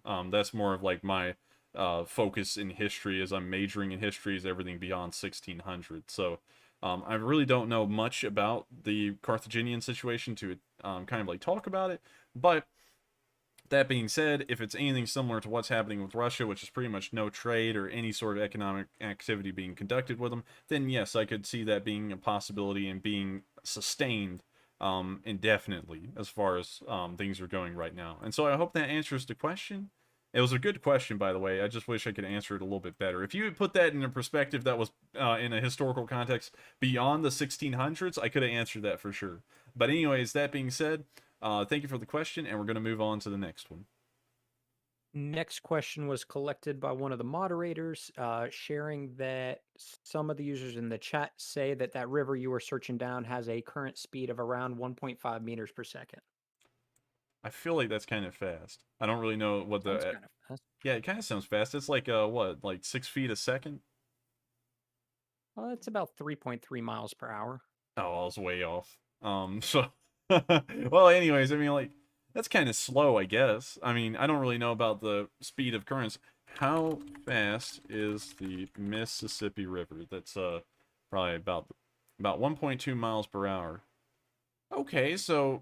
You know, and the Mississippi River is considered a raging torrent, at least by the people I know. But so, you know, going off of that, if it's 3.3 miles per hour, that's twice the speed of the Mississippi, and people consider the Mississippi a fast-flowing river. So, at that rate, this thing must be a roller coaster or something. So, that being said, I don't know if a pontoon bridge could be built over that. We'd have to find out a little bit more information about that and see. So that being said, we're going to move on to the last question, and then we're going to wrap it up for the night. Okay, and somebody did donate a $25 super chat. Would you like to address that today or wait till tomorrow? Nah, we'll address that today. Okay, so Lori Maislin says, what are your thoughts on the suggestions by Israel to surrender to Putin for Zelensky? I think those are kind of far-fetched. I mean, like, it's in great intentions, of course, but I don't believe that the Russians will ever surrender to the Ukrainians. They'll agree to a peace deal, but surrendering to the Ukrainians is the exact antithesis of what... Perhaps miscommunication there. Perhaps this user is suggesting that Israel has recommended to Zelensky to surrender? Oh, well, if they're doing that, then... You know, the Ukrainians are determined that they're not going to surrender. The talks in Ankara on day 15, the minister for Ukraine walked out and he said that the Ukrainians would never surrender, and so the Russian demands could not be met. And so if Israel is demanding that, they're kind of it's kind of like a lost request, because the Ukrainians are never going to surrender, and we know at this moment the Russians don't really appear to be taking talks seriously. And so at the moment, this war will continue for a pretty decent while at this point. So that being said, I think that kind of answers the question to a large degree. And so with that being said, did I say I was going to answer one more question after that? Oh, yeah, I did. Yes, it was going to be one from the chat. Well, on that same topic, earlier in the conversation, Joseph Sanchez mentioned a interesting thing that we observed in some of the photos and videos of the Russian drone that was shot down or crashed with a "Made in Israel" stamp. I noticed that. I noticed that as well, but I didn't say anything about it because I was like, I don't really know how I would comment on that. But if we go back to it, yes, you can see right here, if you kind of tilt your head to the side, it says Israel Aerospace Industries Limited Systems, Missiles, and Space Group to MOM Division. So let's see if we can pull up the Israeli Aerospace Industries.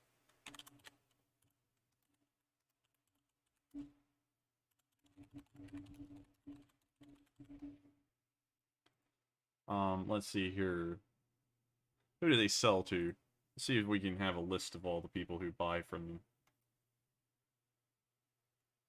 Alright, so let's see what we got here. So apparently it doesn't tell us, but look, they make trains too. That's interesting. Anyways, moving on from that, cannot really tell who they sell to. Well, let's see their unmanned aerial vehicles. Maybe we got something here. You just got so many of them. So, fortunately, I'm not gonna bore everyone by looking through each one of these and trying to figure out which one that could be. Maybe it says that in the picture. No, it doesn't look like it. In addition to the previous question, the mods have been doing some research for us, saying they're having difficulty finding any sources to verify that quote. About the Israeli thing. Surrender. Oh, about the surrender. Okay, good. I thought you were talking about the drone. But anyways, yeah. I mean, it looks like it was made in Israel. So if that was a Russian drone that was shot down, it may be suggesting that the Israelis are actually selling weapons to the Russians, which is really interesting thing considering that the United States generally has a strong stance of supporting Israel, yet it appears that they're selling weapons to rivals of the United States and rivals of NATO. So if that's true, that may cause some concerns, maybe, if Israel has like really tight control over their military industries like other countries like Germany and the United States have. So that being said, I believe that was the last question we were going to answer tonight, if I'm correct. That is, and the mods have updated us that they have been able to chase it down. I mean, I have to wait a little while before reading off from them. Oh, that's fine. Pretty much, I guess this will wind up the stream for tonight. So, that being said, I thank you all very much for watching. If you liked what you saw, make sure to subscribe, because the stream comes on every night at 10 p.m. Eastern Standard Time. I update everyone on the last 24 hours of events, everything that we can find. We currently have a group of translators. Unfortunately, I couldn't send anything to them today because, of course, I was incredibly busy with a whole bunch of tests and exams. But we're trying to get together more fidelity of information, and I think we're going to start working on trying to pinpoint exact locations on the map in the coming days. So I thank y'all very much for watching. Hope y'all enjoyed, and I'll see y'all tomorrow at 10 p.m. Eastern Time. Thank you very much, and I'll see y'all all around. Slava Ukraina!